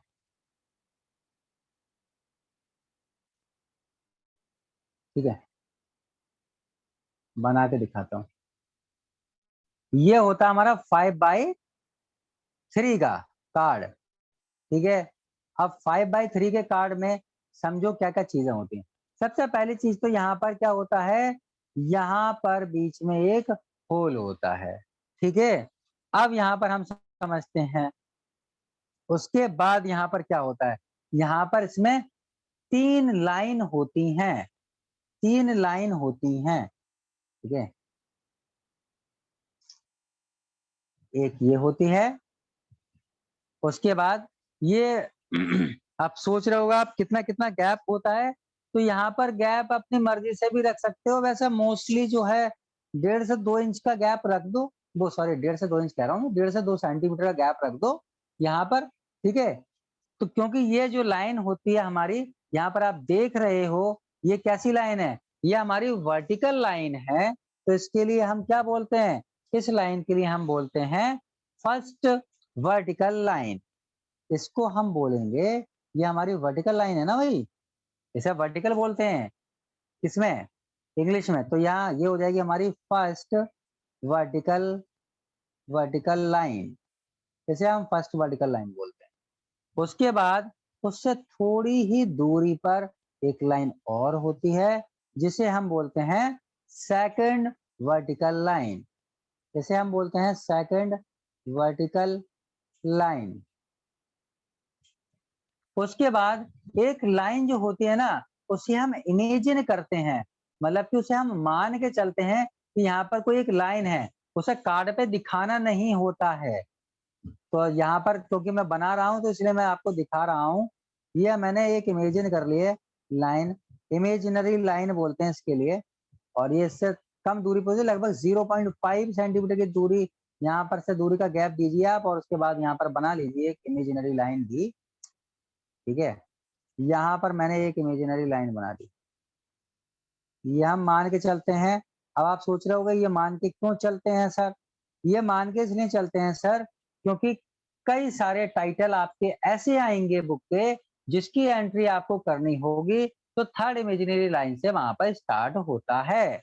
इसलिए यहाँ पर हम क्या करते हैं, यहाँ पर हमको ऐसा बनाना पड़ता है, हम यहाँ पर मान के चलते हैं कि यहाँ पर कुछ ऐसा होगा। अब हम यहाँ पर देखते हैं कि एक जो लाइन होती है, ठीक है, एक लाइन जो होती है वो हमारी हॉरिजॉन्टल भी होती है। ठीक है, ये एक लाइन हॉरिजॉन्टल लाइन होती है, तो इसे हम क्या बोलते हैं, इसे या तो आप हॉरिजॉन्टल लाइन बोलो क्योंकि ये एक ही होती है, इसमें फर्स्ट और सेकंड इसकी नंबरिंग करने की कोई जरूरत है ही नहीं, है ना। तो इसे हम कुछ भी ऐसे ही बोल सकते हैं। लेकिन अगर आप फिर भी बोलना चाहते हो तो यहाँ पर इसके लिए हम क्या बोलते हैं, इसके लिए हम बोलते हैं लीडिंग लाइन। इसे हम लीडिंग लाइन बोलते हैं, और इसे हम हॉरिजॉन्टल लाइन भी बोलते हैं, इसे हम हॉरिजॉन्टल लाइन भी बोलते हैं। तो ये कुछ इस तरीके का जो हमारा है वो हमारा कार्ड का प्रारूप बोल सकते हो, प्रोफार्मा बोल सकते हो, इस तरीके का कार्ड हमारा बनता है। अब ये बताओ यहाँ तक तो कोई किसी को डाउट नहीं है ना कि क्या क्या चीजें होती हैं। ये हमारा फर्स्ट वर्टिकल लाइन है, ठीक है, ये वाली जो देख पा रहे हो वो सेकंड वर्टिकल लाइन है, यहाँ पर होल बना हुआ है, ये हमारी लीडिंग लाइन कहलाती है, या जिसे हम हॉरिजॉन्टल लाइन भी कहते हैं। ठीक है, अब हम यहाँ पर समझते हैं यहाँ पर कैसे कैसे करके एंट्रीज होती हैं, क्या क्या चीजें होती हैं। तो यहाँ पर जो कॉमन रहता है वो चीजें समझो। हर कार्ड के अंदर आपको यहाँ पर देखने को मिलेगा उसका क्या, उसका मिलेगा कॉल नंबर।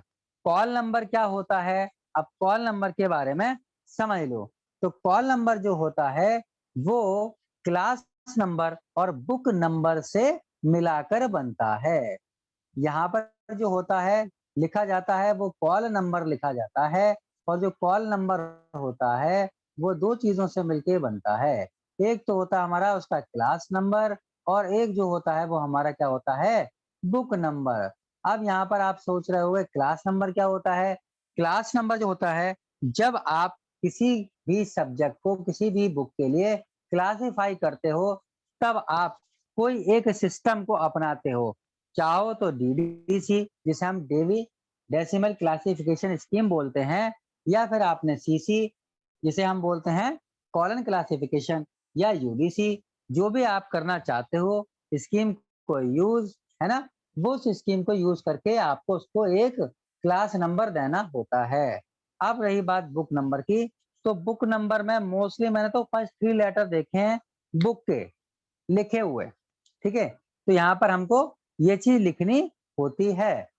अब यहाँ पर अगर हम बात करते हैं तो ये जो हमारा कॉल नंबर होता है, इस कॉल नंबर के लिए हमको पेंसिल से लिखना होता है। अब इसका भी रीजन होना चाहिए। आप बोलोगे सबको पेंसिल सर, इसको पेंसिल से क्यों? तो इसको पेंसिल से हम इसलिए लिखते हैं क्योंकि मान लिया फॉर एग्जांपल आपको अपनी लाइब्रेरी में कोई दूसरी क्लासिफिकेशन स्कीम को अप्लाई करना है, कोई दूसरी क्लासिफिकेशन स्कीम को अपनाना है, तो उसके लिए आपको क्या करना पड़ेगा, आपको सारे कार्ड दोबारा से बनाने पड़ेंगे अगर आप पेन से लिखते हो तो। अगर पेंसिल से लिखोगे तो आप यहाँ पर पेंसिल से मिटाकर जो दूसरी स्कीम के अकॉर्डिंग हमारा उसका जो नंबर आया है वो बुक नंबर यहाँ पर हम लिख सकते हैं, इसलिए यहाँ पर ये चीज लिखी जाती है। ये चीज बात आपको समझ में आ गई होगी, आ गई ना भाई? अच्छा, अब हम यहाँ पर समझते हैं आगे की बात, आगे क्या क्या चीजें होती हैं। तो यहाँ पर अब हम बात करते हैं इस वाली चीज की, ये वाला पार्ट, ये जो लीडिंग लाइन के ऊपर ये वाली जो है हमारा सेक्शन, इसे हम बोलते हैं हेडिंग सेक्शन। और हेडिंग सेक्शन में कैसे करके लिखी जाती है हेडिंग, हेडिंग कैसे बनाई जाती है, उसके बारे में यहाँ पर कुछ रूल्स समझते हैं। हेडिंग सेक्शन में हम क्या करते हैं, बुक के ऑथर के नेम को लिखते हैं। बुक के ऑथर के नेम को लिखेंगे ऊपर में हेडिंग सेक्शन में। अब ऑथर के नेम को कैसे लिखते हैं, ये चीज के बारे में समझते हैं। ऑथर के नेम को लिखने का दो तरीके हैं, मतलब दो तरीके, सॉरी नहीं, मतलब ऑथर के नेम को दो पार्ट में बांटा गया है, और उसके बाद कैसे लिखते हैं वो देखो। ऑथर नेम को दो पार्ट में हम बांट सकते हैं। पहला पार्ट जो होता है वो हमारा कहलाता है उसका सर नेम, और दूसरा पार्ट जो कहलाता है वो हमारा होता है फोर नेम,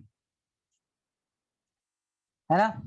मोस्टली हमारे इंडिया के अंदर जो सर नेम होता है उसका मतलब क्या होता है, किसी की कोई कास्ट होती है या किसी का कोई कुल खानदान जो भी होता है, उसका नाम जो लगाते हैं उसके लिए ही सरनेम से, मतलब वही सरनेम से जाना जाता है। जैसे कि फॉर एग्जांपल आपने देखा ही होगा, बहुत सारे लोग सिंह लगाते हैं, बहुत सारे लोग तिवारी लगाते हैं, है ना, बहुत सारे लोग चतुर्वेदी लगाते हैं,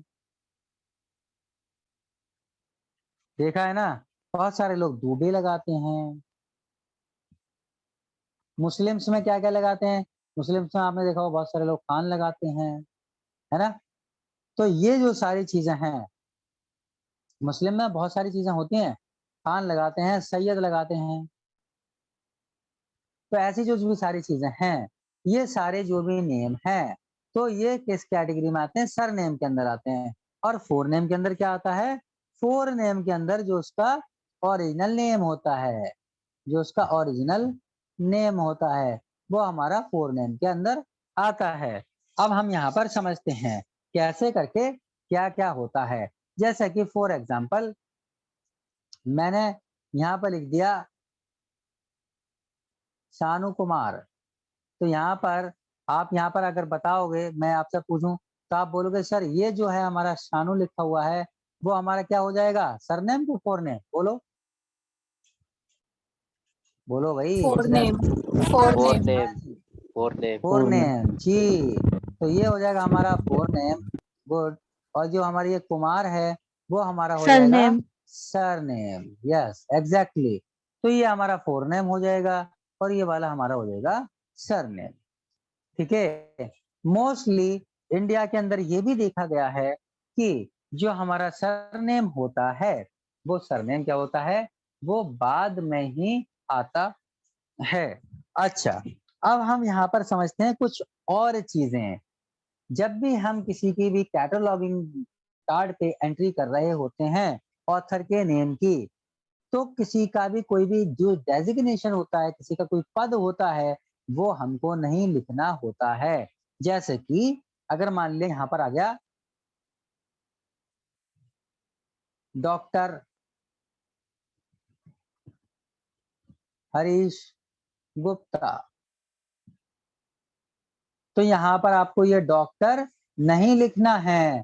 यहाँ पर जो एंट्री लिखेंगे वो कैसे लिखेंगे, यहाँ पर ये हमारा क्या हो गया, ये हो गया हमारा सरनेम, और ये वाला जो दूसरा ये वाला है हरीश, ये हो गया हमारा फोर नेम।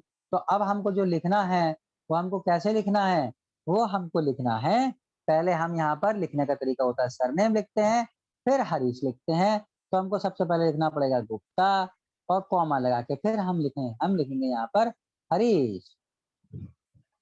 आई होप कि ये चीज आपको क्लियर हो चुकी होगी, ठीक है। अब हम आगे चलते हैं।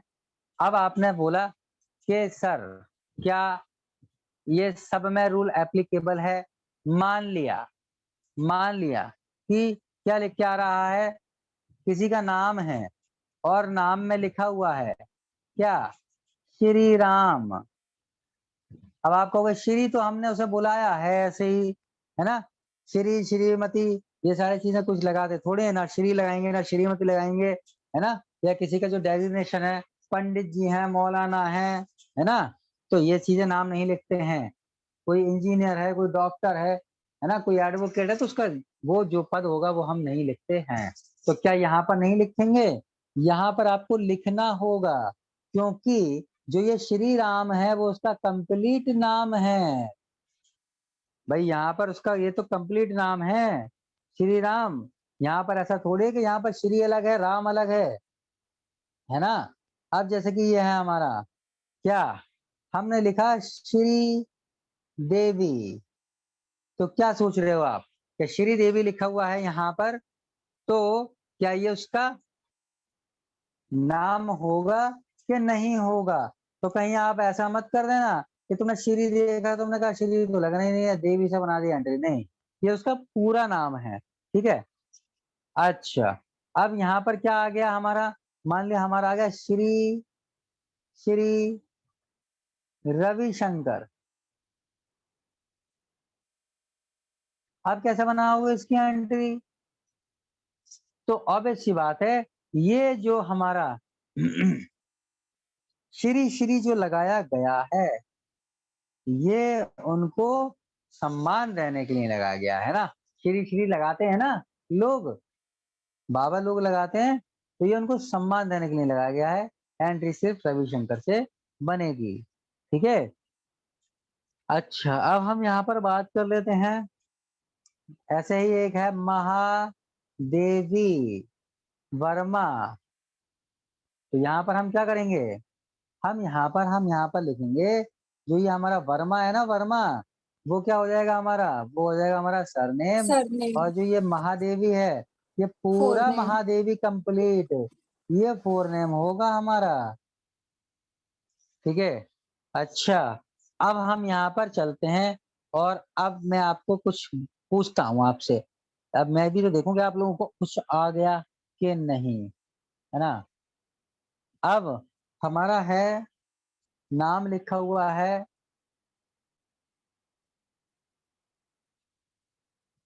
डॉक्टर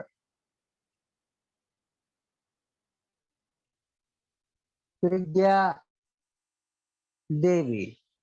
तो बताइए इसमें क्या सरनेम है, क्या फोरनेम है? फोरनेम प्रज्ञा और देवी सरनेम। बस यहीं पर तो कर दी मिस्टेक आपने। यहाँ पर जो देवी सर है देवी नहीं वो होगा। किसके लिए लगाया गया है? हाँ, ये तो लड़कियों के नाम के आगे लगाते हैं ना मोस्टली, सरनेम। है ना। तो अभी बताया था देवी मौलाना ये सारी चीजें नहीं, ना ही ये आएगा ना ही ये आएगा, सिर्फ प्रज्ञा से एंट्री बनेगी। यही चीज तो समझाने की कोशिश कर रहा हूं मैं, क्यों सर, कोई ठीक है। अपना सरनेम नहीं लगा सकती पीछे देवी? जैसे लड़कों में सिंह तो कॉमन लगा होता है, हर कोई सकते लगा हैं, लेता है। नहीं नहीं नहीं, रीजन ये है कि यहाँ पर जैसे श्री है, श्रीमती है, उसी के तरीके से यहाँ पर देवी है, ये देवी लगाया गया है उसी के तरीके से, है ना। उन्हें सम्मान देने के लिए देवी लगाया गया है ना। लगाते हैं ना उनके नाम के आगे, देवी, ये देवी, वो देवी, इस तरीके से लगाते हैं, तो ये उनके लिए एक सम्मान देने के लिए लगाया गया है, तो ये हम यूज नहीं करेंगे यहाँ पर। हाँ, अगर उसके नाम के साथ में ही है, अब ये कैसे पता करोगे कि नाम के साथ में ही है क्या अलग अलग है? तो नाम के साथ में विदाउट हैविंग एनी स्पेस अगर वो दे रखा है, तो फिर आपको पूरा लेना ही पड़ेगा, ठीक है। ये चीज है। अच्छा, अब हम थोड़ा सी चीजें और समझते हैं, इसका और भी तरीका बताऊंगा। अगर आपको और ज्यादा कंफ्यूजन हो रहा है, रुक जाओ, इसे स्टार मार्क लगाओ, बताऊंगा और तरीका जिसमें आपको नंबर भी पूरे मिलेंगे, और बेस्ट मेथड है। मतलब वैसे भी अगर आप किसी लाइब्रेरी में काम करते हो और वहां पर अगर आपको कैटलॉग कार्ड बनाने हैं, तो भी बेस्ट मेथड है उसके लिए। तो यहाँ पर क्या होगा, अब हम आते हैं क्या, जो आपने सिंह के बारे में बताया, चलिए सिंह के बारे में हम बात कर लेते हैं।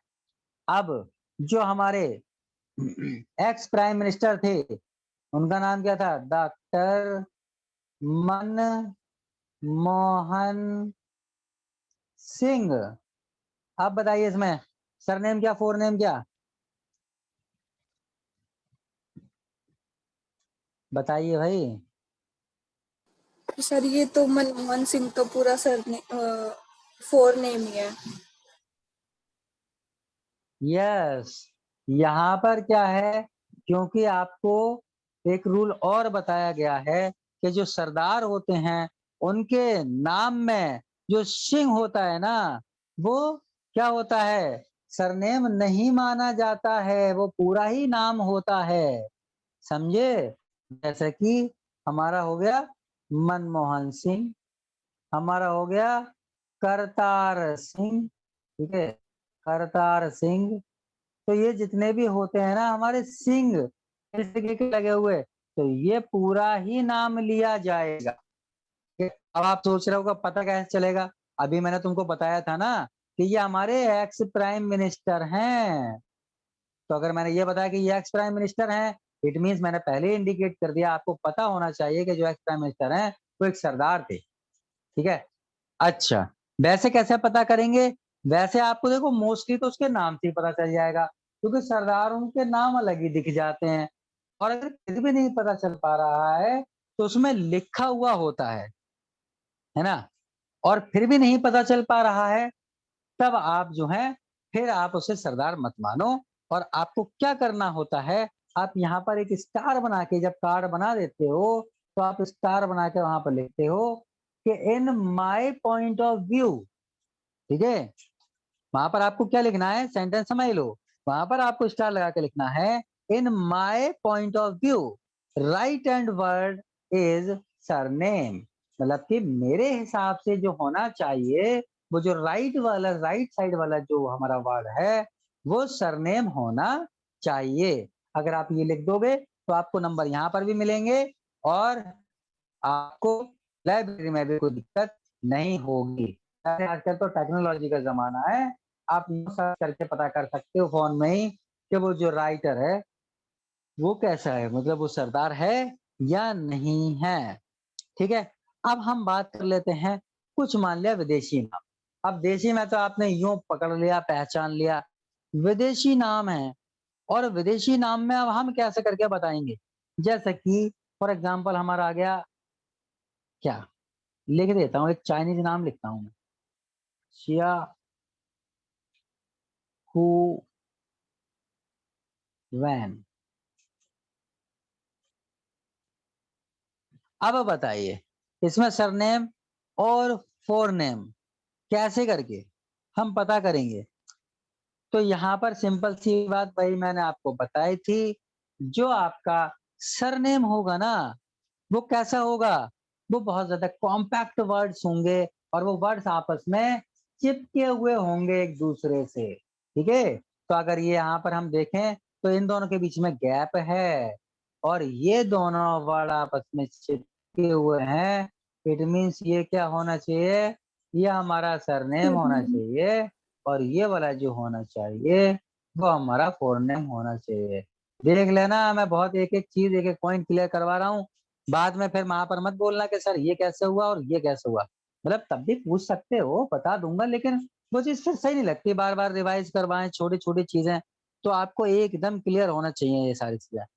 अच्छा, अब मान लिया फॉर एग्जाम्पल कोई एक नाम और लेते हैं, क्या नाम लेते हैं, नाम हो गया हमारा पीटर मैकडोनाल्ड,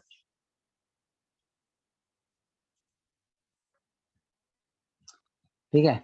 अब तो आपको वैसे ही पता चल गया होगा, जब से डोनाल्ड ट्रंप बना था प्रेसिडेंट, तो आपको पहले से ही पता है, और वैसे भी मैकडोनाल्ड जाती रहते हो, तो आपको पता होना चाहिए कि कहाँ कौन सा सरनेम है कौन सा फोरनेम है। तो ये वाला जो है वो क्या है, ये वाला मैकडोनाल्ड जो है वो हमारा सरनेम है, और जो हमारी ये पीटर है ये क्या है, हमारा फोरनेम है। आई होप कि ये सारी चीजें आपको क्लियर हो गई होंगी कि हमको नाम ऑथर का कैसे लिखना होता है। क्लियर हो गया भाई। चलिए, तो अब हम यहाँ पर, हाँ किसी को कुछ पूछना था क्या। सर टैगोर सरनेम अब हम होता है। यहाँ पर क्या क्या, टैगोर सरनेम के अंदर इंक्लूड होता है, जैसे कि रविंद्रनाथ हाँ टैगोर हो गया। यस यस, तो ओके सर। रविंद्रनाथ उनका नाम आएगा और टैगोर जो है वो सरनेम आएगा। टैगोर एक्चुअल में, अभी इस पे तो मीम भी बने थे, तब से मेरे को भी पता चला, खैर मेरे को भी नहीं पता था। तो वो शायद आपने मीम देखा होगा, जी न्यूज वाले बंदे ने, जब वो ममता बनर्जी का इलेक्शन हो रहा था ना, तो उसने बुलाया था अरुण चोपड़ा करके ना, कुछ नाम था, पता नहीं क्या नाम है उसका, न्यूज एंकर का। तो वो उनसे बात कर रहा था वहां पर, और वो बात कर रहा था कि तुम लोग कैसे करके, मतलब क्या सुधार करना चाह रहे हो। तो वो बंदा बार बार बोला था रविंद्रनाथ ठाकुर, उसने बोला था रविंद्र, मैं शायद जी गलत सर, लिख रहा उनका हूँ, नाम बी से है ना, एक्चुअली में आर से है रविंद्र, सर। हाँ सर उनका नाम ठाकुर ही था। वो अंग्रेज उनको ठाकुर नहीं बोल पाते थे, तो जी जी टैगोर जी, टैगोर करके बोल। हाँ हाँ हाँ हाँ, वो मुझे बाकी सॉलिड रीजन मेरे को नहीं मालूम था, सच में नहीं मालूम था मेरे को, मतलब मैंने पढ़ा है काफी, बट इन जनरल अगर मैं आपको बताऊं, सच्चाई यही है कि मुझे भी नहीं मालूम था। तो हो सकता है उसे भी, लेकिन उसे पता होना चाहिए था, क्योंकि अगर तुम उससे कुछ गलत क्वेश्चन पूछ रहे हो तो वो चीज गलत है। तो उसका बहुत मजाक बनी थी इस चीज पे भी। तो वो बार बार वो ठाकुर बोल बोल के बात कर रहे थे, तो उन्होंने बोला, तो उन्होंने यही रीजन बताया था बाद में, जब उसका मीम बन गया, बहुत ज्यादा वायरल हो गया, तो जिनसे वो पूछा था उन्होंने बोला था कि सर आप अपने आप को करेक्ट कीजिए, पहली बात तो आप इतने बड़े उनका नाम ले रहे हो और नाम तक लेना नहीं आ रहा आप उनको, पहली बात तो वो टैगोर थे, ठाकुर नहीं थे। तब उसने बताया था कि जो अंग्रेज लोग थे वो ठाकुर नहीं बोल पाते थे, तो वो ठाकुर के लिए उन्होंने ही बिगाड़ बिगाड़ के टैगोर कर दिया, टैगोर। ठीक है, तो एक्चुअल में ठाकुर जो होगा, आप यहीं से समझ लो, अगर ठाकुर है तो ऑब्वियस सी बात है, ये कास्ट को बिलोंग करता है, जो भी है, ये हमारा सरनेम होगा, है ना, इसलिए इसमें जो सर है उसी वो तरह वो सरनेम ही बंकिम होगा। चंद्र, सब बंकिम चंद्र चट्टोपाध्याय क्या होता हुआ? है जिस, सब बंकिम चंद्र चट्टोपाध्याय होता है जिसको हम लोग बंकिम चंद्र चटर्जी बोलते हैं। हाँ हाँ, उनका भी नाम ऐसे चटर्जी ही बोलते हैं, जी जैसे। जी जी जी, हाँ हाँ हाँ हाँ, ठीक ठीक ठीक ठीक, तो वही है। तो इतना लंबा चौड़ा नाम जो है वो लोग रख लेते हैं, कर देते हैं, या जैसा भी होता है बना देते हैं, है ना। जैसे कॉलेज में, जब कॉलेज बोला हूं मैं, स्कूल स्कूल में पढ़ते थे तो क्या होता था, स्कूल स्कूल में हम लोग रख देते ना शॉर्ट में नाम, हर बंदे का अपना अपना अलग अलग नाम होता था, निकनेम, ऐसे ही बोलना नहीं आ रहा तो रख दिया, किसी का भी कुछ भी बोल दिया। चलिए अब हम थोड़ा सा कार्ड के ऊपर फिर दोबारा से आते हैं, और अब हम डिस्कस करते हैं ये कार्ड की जो एंट्री होती है वो कैसे बनती हैं। तो अब हम यहाँ पर समझेंगे, अभी तो हमारे पास टाइम है थोड़ा सा, 10-15 मिनट का कर लेते हैं, सेशन 2 घंटे का कर लें, किसी को नींद आ रही है क्या? भाई बता देना, देखो अगर किसी को लगता है तो मैं ये यहीं पर ही छोड़ देता हूँ, क्योंकि मैं यहाँ पर अब एंट्री करना सिखाऊंगा सबको, कैसे एंट्री बनती है, क्या होता है, कैसे कौन कौन से सेक्शन होते हैं, इसलिए आप मेरे को बता दो, करा दिया जाए ना आगे।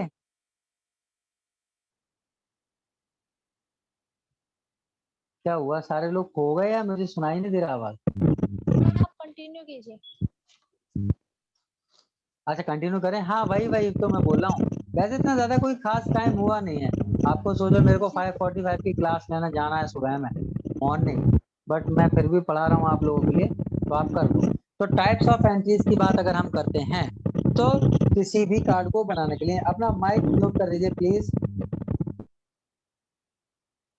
किसी भी एंट्री को, जो भी हमारा कैटलॉगिंग कार्ड होता है बनाने के लिए, उसमें जो एंट्री होती हैं वो हमारी कितनी होती हैं, वो हमारी 3 टाइप से एंट्री होती हैं। ठीक है, अब हम बात कर लेते हैं एंट्री नंबर 1 की, कैसी कैसी एंट्री होती हैं। सबसे पहले यहाँ पर हम समझते हैं एंट्री के बारे में। सबसे पहले नंबर पर जो एंट्री होती है उसे हम मेन एंट्री बोलते हैं। मेन एंट्री के अंदर क्या क्या चीजें आती हैं? एक्चुअली मेन एंट्री को आप बोल सकते हो, जैसे कि एग्जांपल क्या दूं, किसी की जन्म कुंडली, वो उस किताब की जन्म कुंडली है, all the important bibliographic details are present in main entry, मतलब कि जितनी भी बिब्लियोग्राफिकल डिटेल्स होती हैं, जितना भी इंपॉर्टेंट डेटा होता है उस बुक से रिलेटेड, है ना, all important details, all important details जितनी भी होती हैं वो सारी डिटेल्स जो होती हैं वो मेन एंट्री के अंदर मिल जाएंगी। ठीक है, अच्छा मेन एंट्री के बाद कौन सी होती है अब एंट्री अगली? तो यहाँ पर 3 एंट्री के बारे में है। नंबर 2 पे जो हमारी एंट्री होती है उसे हम बोलते हैं एडिड एंट्रीज। Added entries. अब आप सोच रहे होंगे सर एडिड एंट्रीज क्या होती हैं? देखो एक बात सोचो, आप लाइब्रेरियन हो, आपके पास कोई बंदा आता है बुक के लिए लेने के लिए, आपका काम क्या होगा? आपका काम होगा कि आप यूजर की जो बुक है उसको जल्दी से जल्दी, उसका टाइम ज्यादा वेस्ट ना करके एज सुन एज पॉसिबल आप उसको बुक को प्रोवाइड करवा सको। तो बुक को प्रोवाइड करवाने के लिए अब वो जरूरी तो नहीं है कि वो बंदा जितनी भी उस बुक से रिलेटेड मैन एंट्री के अंदर डेटा है तो उससे रिलेटेड डेटा पूछ के आए। भाई हो सकता है उसके बुक को सर्च करने की अप्रोच अलग ही हो सकती है। मैं मे भी कोई बंदा है और वो आया और वो बंदा बोल रहा है, क्या बोल रहा है आपसे? बोला है मेरे को बुक नहीं मालूम है, बट मेरे को क्या चाहिए? मेरे को ऐसी बुक चाहिए जिसमें मेरे को एम एफ हुसैन की क्या आर्ट होनी चाहिए। एम एफ हुसैन की मेरे को आर्ट चाहिए जो भी उन्होंने बनाया, पेंटिंग चाहिए। अब आप क्या करोगे? ढूंढने बैठ जाओगे कि भाई पेंटिंग की कहाँ पर है? मतलब आप वहां पर जाओगे और कैटलॉगिंग कार्ड में एम एफ हुसैन की देखोगे कि एम एफ हुसैन के नाम से कोई एंट्री बनी हुई है क्या? लेकिन क्या एम एफ हुसैन उस बुक के राइटर होंगे, क्या ऑथर होंगे उस बुक के? आपका आंसर है नो। तो मैन एंट्री के अंदर क्या ये आनी चाहिए डिटेल? आपका आंसर होगा नो। मैन एंट्री में तो ऑथर से रिलेटेड डिटेल सारी डाल दी थी, लेकिन ये कौन है? ये तो इलस्ट्रेटर हैं ना, जो हमारी पेंटिंग वगैरह डिजाइन करता है उसे इलस्ट्रेटर ही तो बोलते हैं। तो ये तो इलस्ट्रेटर हैं, तो ये कहाँ जाएगी एंट्री? ये इन सब की एंट्री जो होती हैं वो सारी एंट्री जो होती हैं वो हमारी एडिड एंट्री के अंदर आती हैं, है ना। कोई भी यूजर है उसका अपना अलग अलग डिफरेंट डिफरेंट अप्रोच हो सकता है बुक को सर्च करने का। क्या क्या अप्रोच हो सकता है चलिए डिस्कस करते हैं। मान लिया कोई बंदा आया और उस बंदे ने क्या बोला तुमसे? उसने बंदे ने बोला कि मेरे को फिजिक्स की बुक दे दो एक बढ़िया सी, क्योंकि मेरे को फिजिक्स के कॉन्सेप्ट सीखने हैं। अब आप कंफ्यूजन में कौन सी बुक दूं, है ना। तो क्या हुआ, उसका अप्रोच यहाँ पर क्या है? उसका अप्रोच है सब्जेक्ट का। हो सकता है वो सब्जेक्ट से सर्च कर रहा है बुक, हो सकता है वो आया और आने के बाद उसने बोला मेरे को चाहिए कॉन्सेप्ट ऑफ फिजिक्स।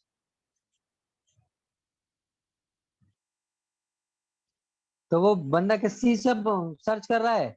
वो उसके टाइटल से कर रहा है। टाइटल समझते हो ना, जो बुक के स्टार्टिंग में पेज पे लिखा हुआ होता है, जो उसका नेम होता है उसे ही टाइटल बोलते हैं। अभी मैं टाइटल के बारे में डिटेल में बताऊंगा। हो सकता है वो आया बंदा और उसने बोला क्या, मेरे को आर डी शर्मा चाहिए। अब ये तो उसने किससे बोल दिया? उसने ऑथर से बोल दिया। उसके बाद वो क्या बोल सकता है? वो बोल सकता है मेरे को प्रेमचंद की बुक स्टोरी चाहिए। क्या चाहिए मेरे को? मेरे को प्रेमचंद्र की स्टोरीज चाहिए। अब आप कंफ्यूजन में कि प्रेमचंद की स्टोरीज तो हैं, बट प्रेमचंद ने जो लिखी थी वो तो स्टोरीज अलग अलग हैं, अलग अलग बुक्स में हैं।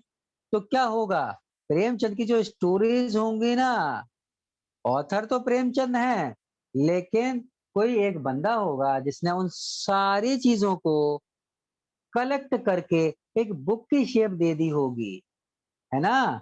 जैसे कि क्या होता है, आपने देखा होगा जब कोई बुक फेयर वगैरह होता है तो उसमें क्या होता है, उसमें लिखा हुआ होता है कि गालिब की शायरी या कोई शायरी, ऐसा लिखा हुआ होता है ना। अब गालिब की शायरी को गालिब भाई तो लिखने आ नहीं रहे, गालिब भाई तो निकल गए, तो कौन, किसी ने बंदे ने उठाई गालिब की सारी शायरी और वो सारी शायरी उठा के इकट्ठी कर दी। उसे क्या बोलते हैं? उसे बोलते हैं उसका कंपाइलेशन। और वो काम कौन करता है? वो काम करता है कंपाइलर। इट मीन्स आपको वहां पर क्या करना होगा, वहां पर उस कंपाइलर के नेम से सर्च करना होगा, समझे। तो हर बंदे का डिफरेंट डिफरेंट अप्रोच हो सकता है बुक को सर्च करने का, बट आपका काम क्या है? आपका काम है कि उसकी जितने भी अप्रोच हो सकते हैं उन सबकी एंट्री बना दी जाए। तो जितनी भी इंपॉर्टेंट बिब्लियोग्राफिकल डिटेल्स होती है उसकी एंट्री तो आप मेन एंट्री के अंदर कर देते हैं, बट उससे हटकर जितने भी यूजर के पॉसिबल अप्रोच हो सकते हैं टू फाइंड अ बुक, ठीक है, तो वो सारी एंट्री हमारी आ जाती हैं एडिड एंट्रीज के अंदर। अब अगली जो एंट्री होती है वो कौन सी होती है? वो होती है हमारी रेफरेंस एंट्री। वो होती है हमारी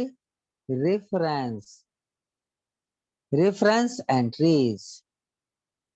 अब आप सोचोगे कि सर ये रेफरेंस एंट्रीज क्या है? जब हमने सारी चीजें इसमें कवर कर ली तो अब यहाँ पर समझो रेफरेंस एंट्री का गेम। मान लिया आप रिसर्च कर रहे हो और रिसर्च कर रहे हो, मान लिया कि किस पे? मान लिया कि आप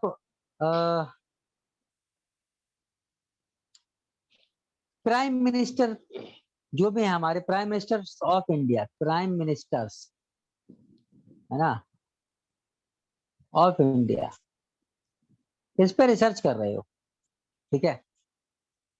तो आपको मिल तो नहीं रही प्राइम मिनिस्टर्स की सारी बुक। तो यहाँ पर क्या हुआ, यहाँ पर जब आप देखने गए और आपने वहां पर देख लिया कि वहां पर एक बुक थी पंडित जवाहरलाल नेहरू, ठीक है, बायोग्राफी, यह मान लिया थी, उसके बारे में उनका लिखा हुआ है। और ये क्या है? ये तो प्राइम मिनिस्टर हैं। तो यहाँ पर क्या होगा, आप सर्च करने जाओगे तो ये होती है उसकी रेफरेंस एंट्री, मतलब कि वो अवेलेबल तो नहीं है, वो उस आपके पास तो नहीं है, लेकिन वो बुक रेफर कर रही है आपको, वो बुक बता रही है कि सी, क्या आप इसको देख लो, हो सकता है इसमें स्टडी मटेरियल कुछ मिल जाए। और पंडित जवाहरलाल नेहरू में क्या लिखा होगा? सी, प्राइम मिनिस्टर ऑफ इंडिया। कि अगर मान लिया आपको और भी बात जाननी है, जानकारी जाननी है, तो हो सकता है कि इस बुक में मिल जाए। और प्राइम मिनिस्टर्स ऑफ इंडिया में क्या होगा, हो सकता है कि पंडित जवाहरलाल नेहरू की डिटेल्स इसमें और ज्यादा मिल जाए। तो ये रेफर जो करती हैं उसके लिए हम बोलते हैं रेफरेंस एंट्रीज। अब हम समझते हैं कि बनाते कैसे हैं एंट्री के लिए, ठीक है। तो अब हम कल समझेंगे कि मेन एंट्री के कितने सेक्शन होते हैं और किस तरीके से हम बनाते हैं, ठीक है, एंट्री को। और उसके बाद हम सीखेंगे कि एडिड एंट्री को कैसे करके बनाया जाता है। तो ये था हमारा आज का इंट्रोडक्शन। आई होप कि आपको ये सारी चीजें क्लियर हो गई होंगी। मैं मोटा मोटा जल्दी से आपको ये चीज रिवाइज करा देता हूँ फटाफट से। आज हम लोगों ने क्या क्या चीजें पढ़ी वो चीज हम लोग रिकैप कर लेते हैं फटाफट से। हम लोगों ने पढ़ा था, और ये मैंने डिलीट भी कर दिया हुआ, चलिए कोई नहीं। हम लोगों ने सबसे पहले क्या पढ़ा?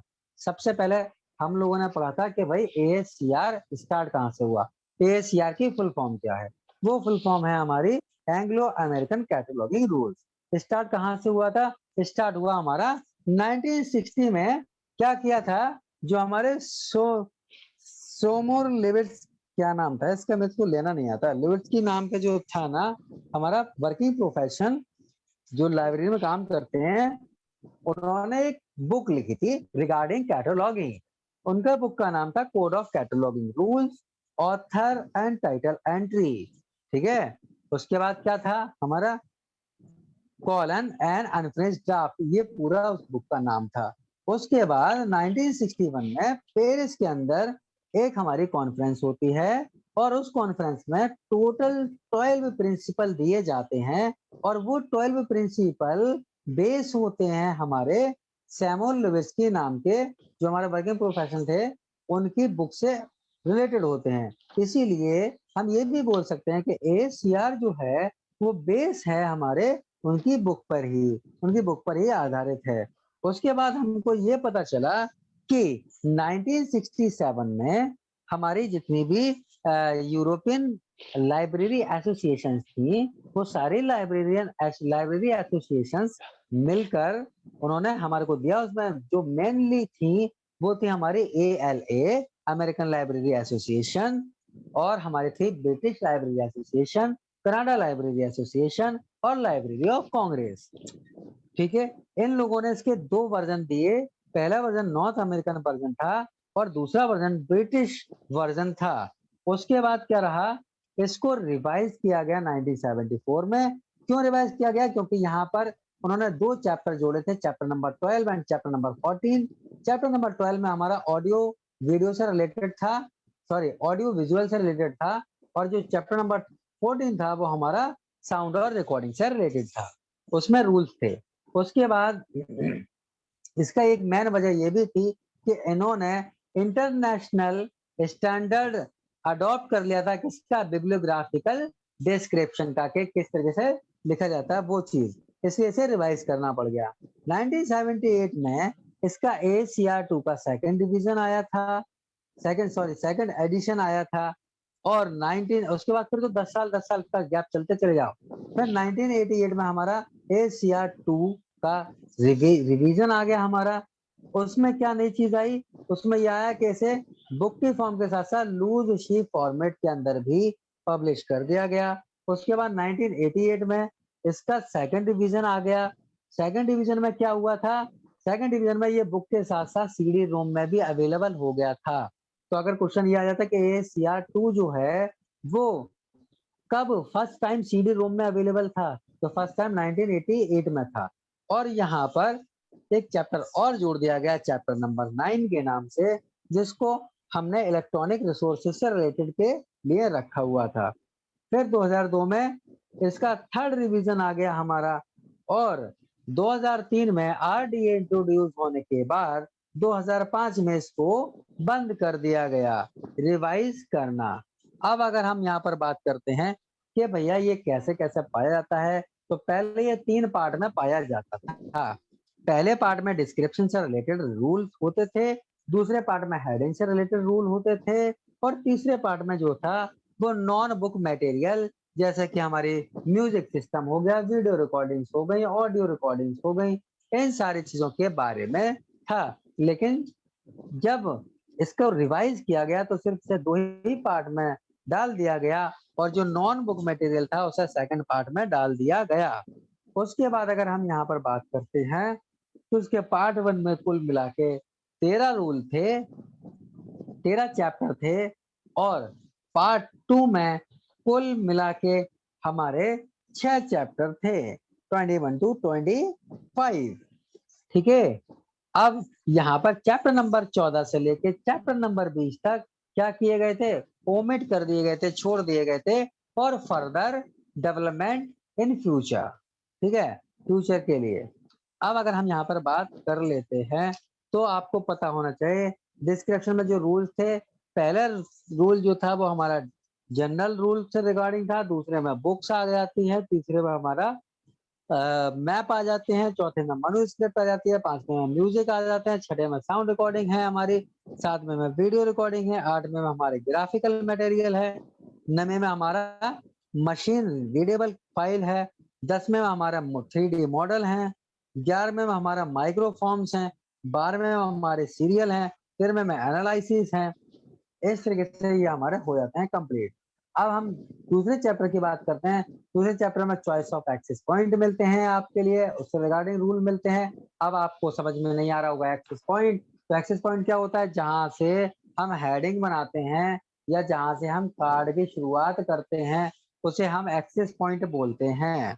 दूसरे में हमारा हेडिंग फॉर पर्सन, कोई भी अगर ऑथर है तो उसकी एंट्री कैसे बनेगी, उससे रिलेटेड रूल जो थे वो हमारे थे।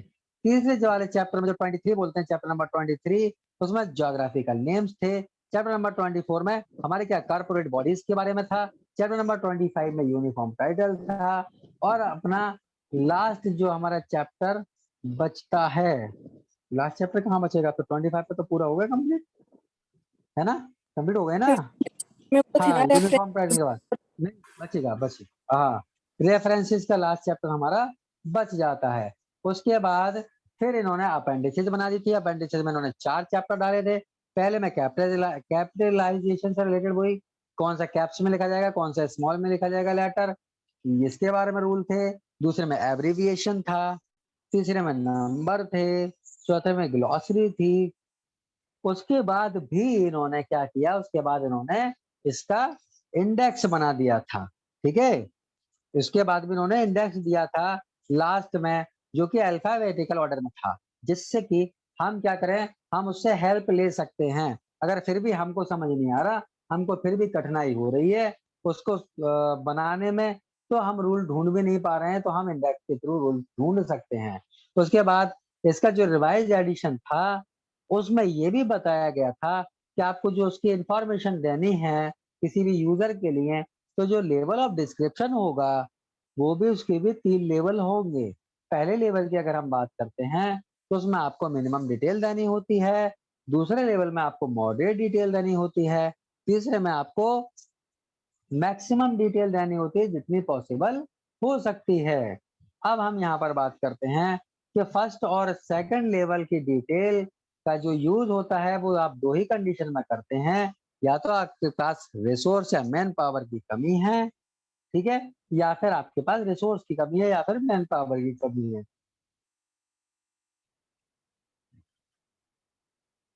अब अगर हम बात कर लेते हैं इसके सेकंड एडिशन की, तो second edition second third level, first second तो पता चल गया। फर्स्ट सेकंड लेवल जो है मोस्टली स्कूल लाइब्रेरीज के अंदर हम यूज कर लेते हैं।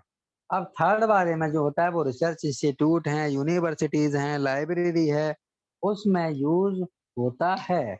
यह हमारे ACR2 की हिस्ट्री थी। अब हम बात करते हैं ACR2 के रूल्स के बारे में।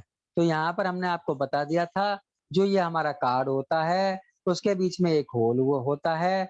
ये कार्ड का साइज जो होता है वो 12.5 इंटू 7.5 मतलब कि 12.5 सेंटीमीटर इंटू 7.5 सेंटीमीटर होता है, और इंचेस में 5 इंचेस इंटू 3 इंचेस का होता है।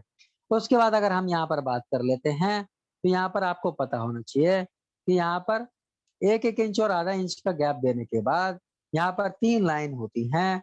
यहाँ पर पहली वाली लाइन के लिए हम बोलते हैं क्या, फर्स्ट वर्टिकल लाइन। इंडेंशन। हाँ, इंडेंशन भी बोलते हैं या फिर वर्टिकल लाइन बोल देते हैं। इससे हम बोलते हैं फर्स्ट इंडेंशन लाइन भी बोलते हैं। यहाँ पर मैंने लिखा नहीं है, मैं लिख देता कैसे लिखूंगी। ऐसा फर्स्ट वर्टिकल लाइन भी बोलते हैं और इसे हम फर्स्ट इंडेंशन भी बोलते हैं। दूसरे वाले के लिए सेकंड इंडेंशन बोलते हैं, ठीक है। और तीसरी वाली जो होती है वो क्या होती है, वो थर्ड इमेजिनरी लाइन होती है। उसके बाद इसके अंदर एक हमारी कौन सी लाइन होती है, हॉरिजॉन्टल लाइन भी होती है, जिसको वर्टिकल लीडिंग लाइन के नाम से भी जाना जाता है।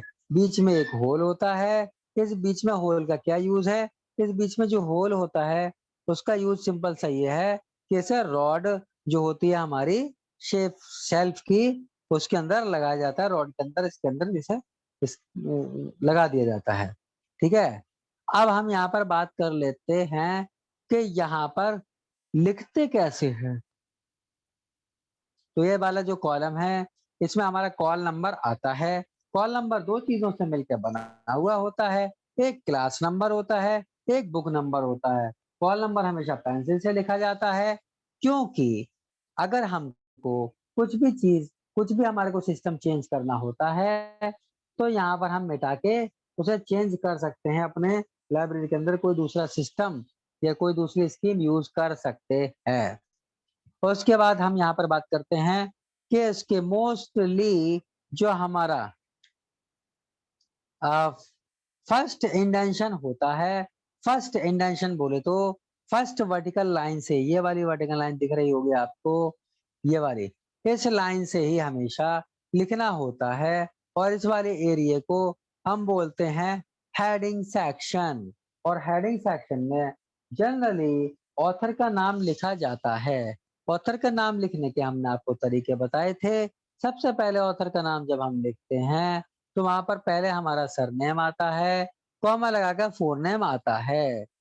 अब हमने उससे रिलेटेड आपको यहाँ पर ये रूल समझा दिए थे। ये रूल आपको अच्छे से समझ में आ गए होंगे, ठीक है। उसके बाद क्या रहता है हमारा, उसके बाद अब हम बात करते हैं टाइप्स ऑफ एंट्रीज की। तो टाइप्स ऑफ एंट्रीज हमारी 3 होती हैं। नंबर 1 की अगर मैं बात करता हूँ तो वो मेन एंट्री होती है, और ये उस बुक की हमारी क्या होती है, कुंडली होती है पूरी एक तरीके से। ऑल द इम्पोर्टेंट इंफॉर्मेशन, है ना, which are necessary to find the book in library, है ना, we provide in the main section. अब हम बात कर लेते हैं सेकंड वाले की। कि सेकंड वाले में हम क्या करते हैं। तो जो हमारा सेकंड हेडिंग है वो है हमारी एडेड एंट्रीज। एडेड एंट्रीज को यूजर के बुक फाइंड करने के अप्रोचेस को देखते हुए बनाया जाता है कि कोई यूजर है वो किस किस अप्रोच से बुक को सर्च कर सकता है। उसके बाद अब हम बात कर लेते हैं इसकी थर्ड वाले पॉइंट की। थर्ड वाली जो एंट्री बनती है उसे हम बोलते हैं रेफरेंस एंट्री। मान लिया कि कोई भी आपको, कोई आप लिटरेचर सर्च कर रहे हो, ठीक है। यहाँ पर लिटरेचर का मतलब बुक्स से होता है। लिटरेचर का मतलब ये नहीं होता कि सिर्फ लिटरेचर वही वाला जो आपने देखा होगा, कविताएं बताएं, वो नहीं होता लिटरेचर, ठीक है। तो यहाँ पर लिटरेचर का मतलब यही हो गया। तो यहाँ पर लिटरेचर, कोई बंदा आया और वो लिटरेचर जो है वो सर्च कर रहा है, बट उसके लिए जानकारी और भी चाहिए थी, और भी डिटेल चाहिए थी। तो यहाँ पर हम उसे रेफरेंस दे देते हैं कि आप जो है यहाँ से भी देख सकते हो, और यहाँ पर भी है कुछ मटेरियल, वहां से भी आप देख सकते हो। तो ये हमारी होती है रेफरेंस एंट्रीज। अब हम कल बनाना सीखेंगे कि एंट्री को किस तरीके से हम बनाते हैं, कार्ड पे कैसे लिखते हैं। ये सारी डिटेल्स के बारे में हम कल वाली क्लास में देखेंगे। आज की क्लास कैसी लगी भाई आपको, आप लोग अपना फीडबैक दे देना ग्रुप में, देखते हैं। और मे बी ये वाली क्लास का आपका कोई भी चार्ज नहीं लिया जाएगा। हम इस वीक आपको 12 क्लासेस देंगे, जिसमें कि 2 क्लासेस हमारी जो होंगी वो डेमो क्लास होंगी, एक मेरी एक रोशनी मैम की। ये हम लोगों ने डिसाइड किया है क्योंकि हम लोग चाह रहे थे ये वाली जो हम क्लास है वो यूट्यूब पे पब्लिश कर दें, जिससे कि जो बच्चे हैं वो देख सके। क्योंकि स्टूडेंट्स को अभी भरोसा नहीं हो रहा, उन्हें यकीन नहीं हो रहा, उन्हें लग रहा है कि पता नहीं सर कैसा पढ़ाएंगे, क्या करेंगे, कैसा होता है कोर्स। वही है क्लास, इतनी वैसे तो ज्यादा कॉस्टली है नहीं, 10 रुपीज मेरे को लगता नहीं कि ज्यादा बड़ी बात है। 10 रुपीज पर क्लास कुछ ज्यादा बड़ी बात नहीं होती है।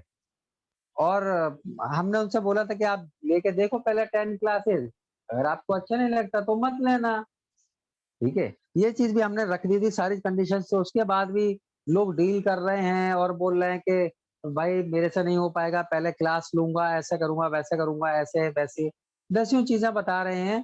तो इसलिए जो है हमने ये डिसाइड किया था कि हम लोग जो है वो डेमो दे दें। अब हम चाहते तो हम उन सारे बच्चों के लिए भी इंक्लूड कर सकते थे, लेकिन फिर वही वाली बात थी कि ये पेड वाले बच्चों के साथ नाइंसाफी हो जाती। क्योंकि पेड वाले बच्चे बोलते कि हमें क्वेश्चन आंसर करने को दिया ही नहीं जा रहा है, तो हम किस बात के पेड हैं, हम तो उन्हीं के सबके साथ में पढ़ रहे हैं। तो इसलिए अब ये वाली जो क्लास है हमने रिकॉर्ड कर ली है, और ये वाली क्लास हम यूट्यूब पे डालेंगे। तो जिसको भी बच्चे को देखना होगा कि हम पढ़ा कैसा रहे, कैसा मेथड है, तो ये चीज यूट्यूब पे डाल देंगे। इस वजह से हमने क्या किया है, ये स्पेशल फैसिलिटी आपके लिए दे दी कि आप जो है क्वेश्चन पर्सनली पूछ सकते हो यहाँ पर लाइव क्लास में, उनको रिकॉर्डेड क्लास ये वाली एक दे दी जाएगी। और ये आपसे इसका कोई भी चार्ज नहीं लिया जाएगा, ठीक है। चलिए भाई, थैंक यू वेरी मच। और अगर किसी को अब कुछ डाउट है तो पूछ सकते हो। वैसे मेरे पास 10-5 मिनट और भी है, मैं बता सकता हूँ। बताइए, किसी को कुछ भी डाउट है तो 1 बाय 1 करके आप पूछ सकते हो।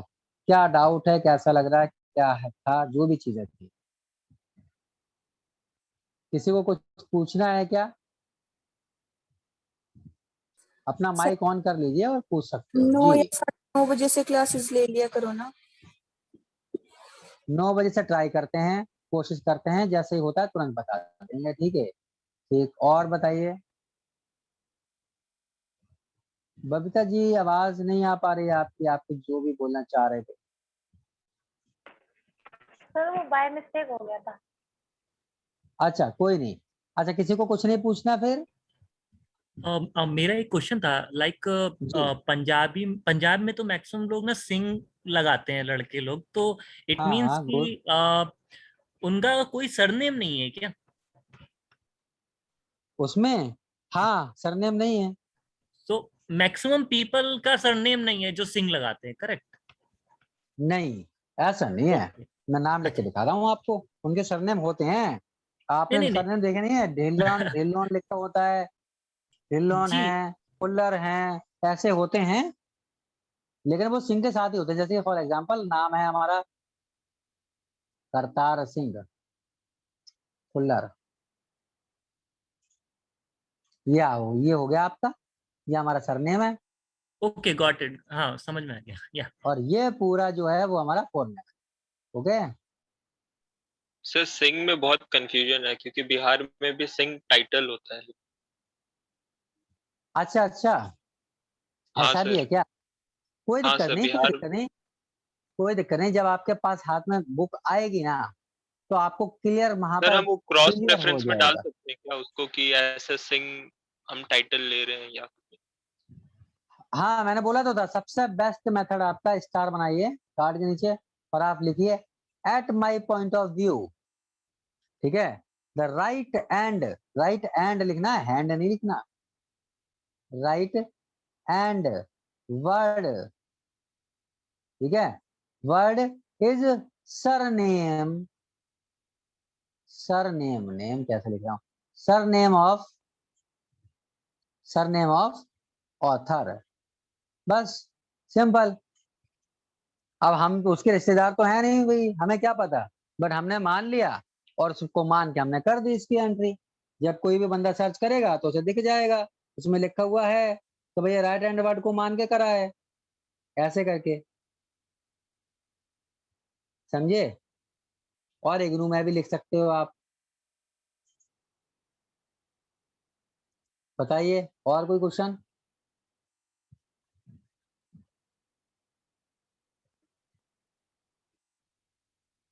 नहीं पूछना? चलिए भाई, क्लास के बच्चे अच्छे मिले हैं, तुझे कुछ पूछने नहीं है। ठीक है भैया, फिर good night to all of you, thank you very much कि आपने क्लास अटेंड की।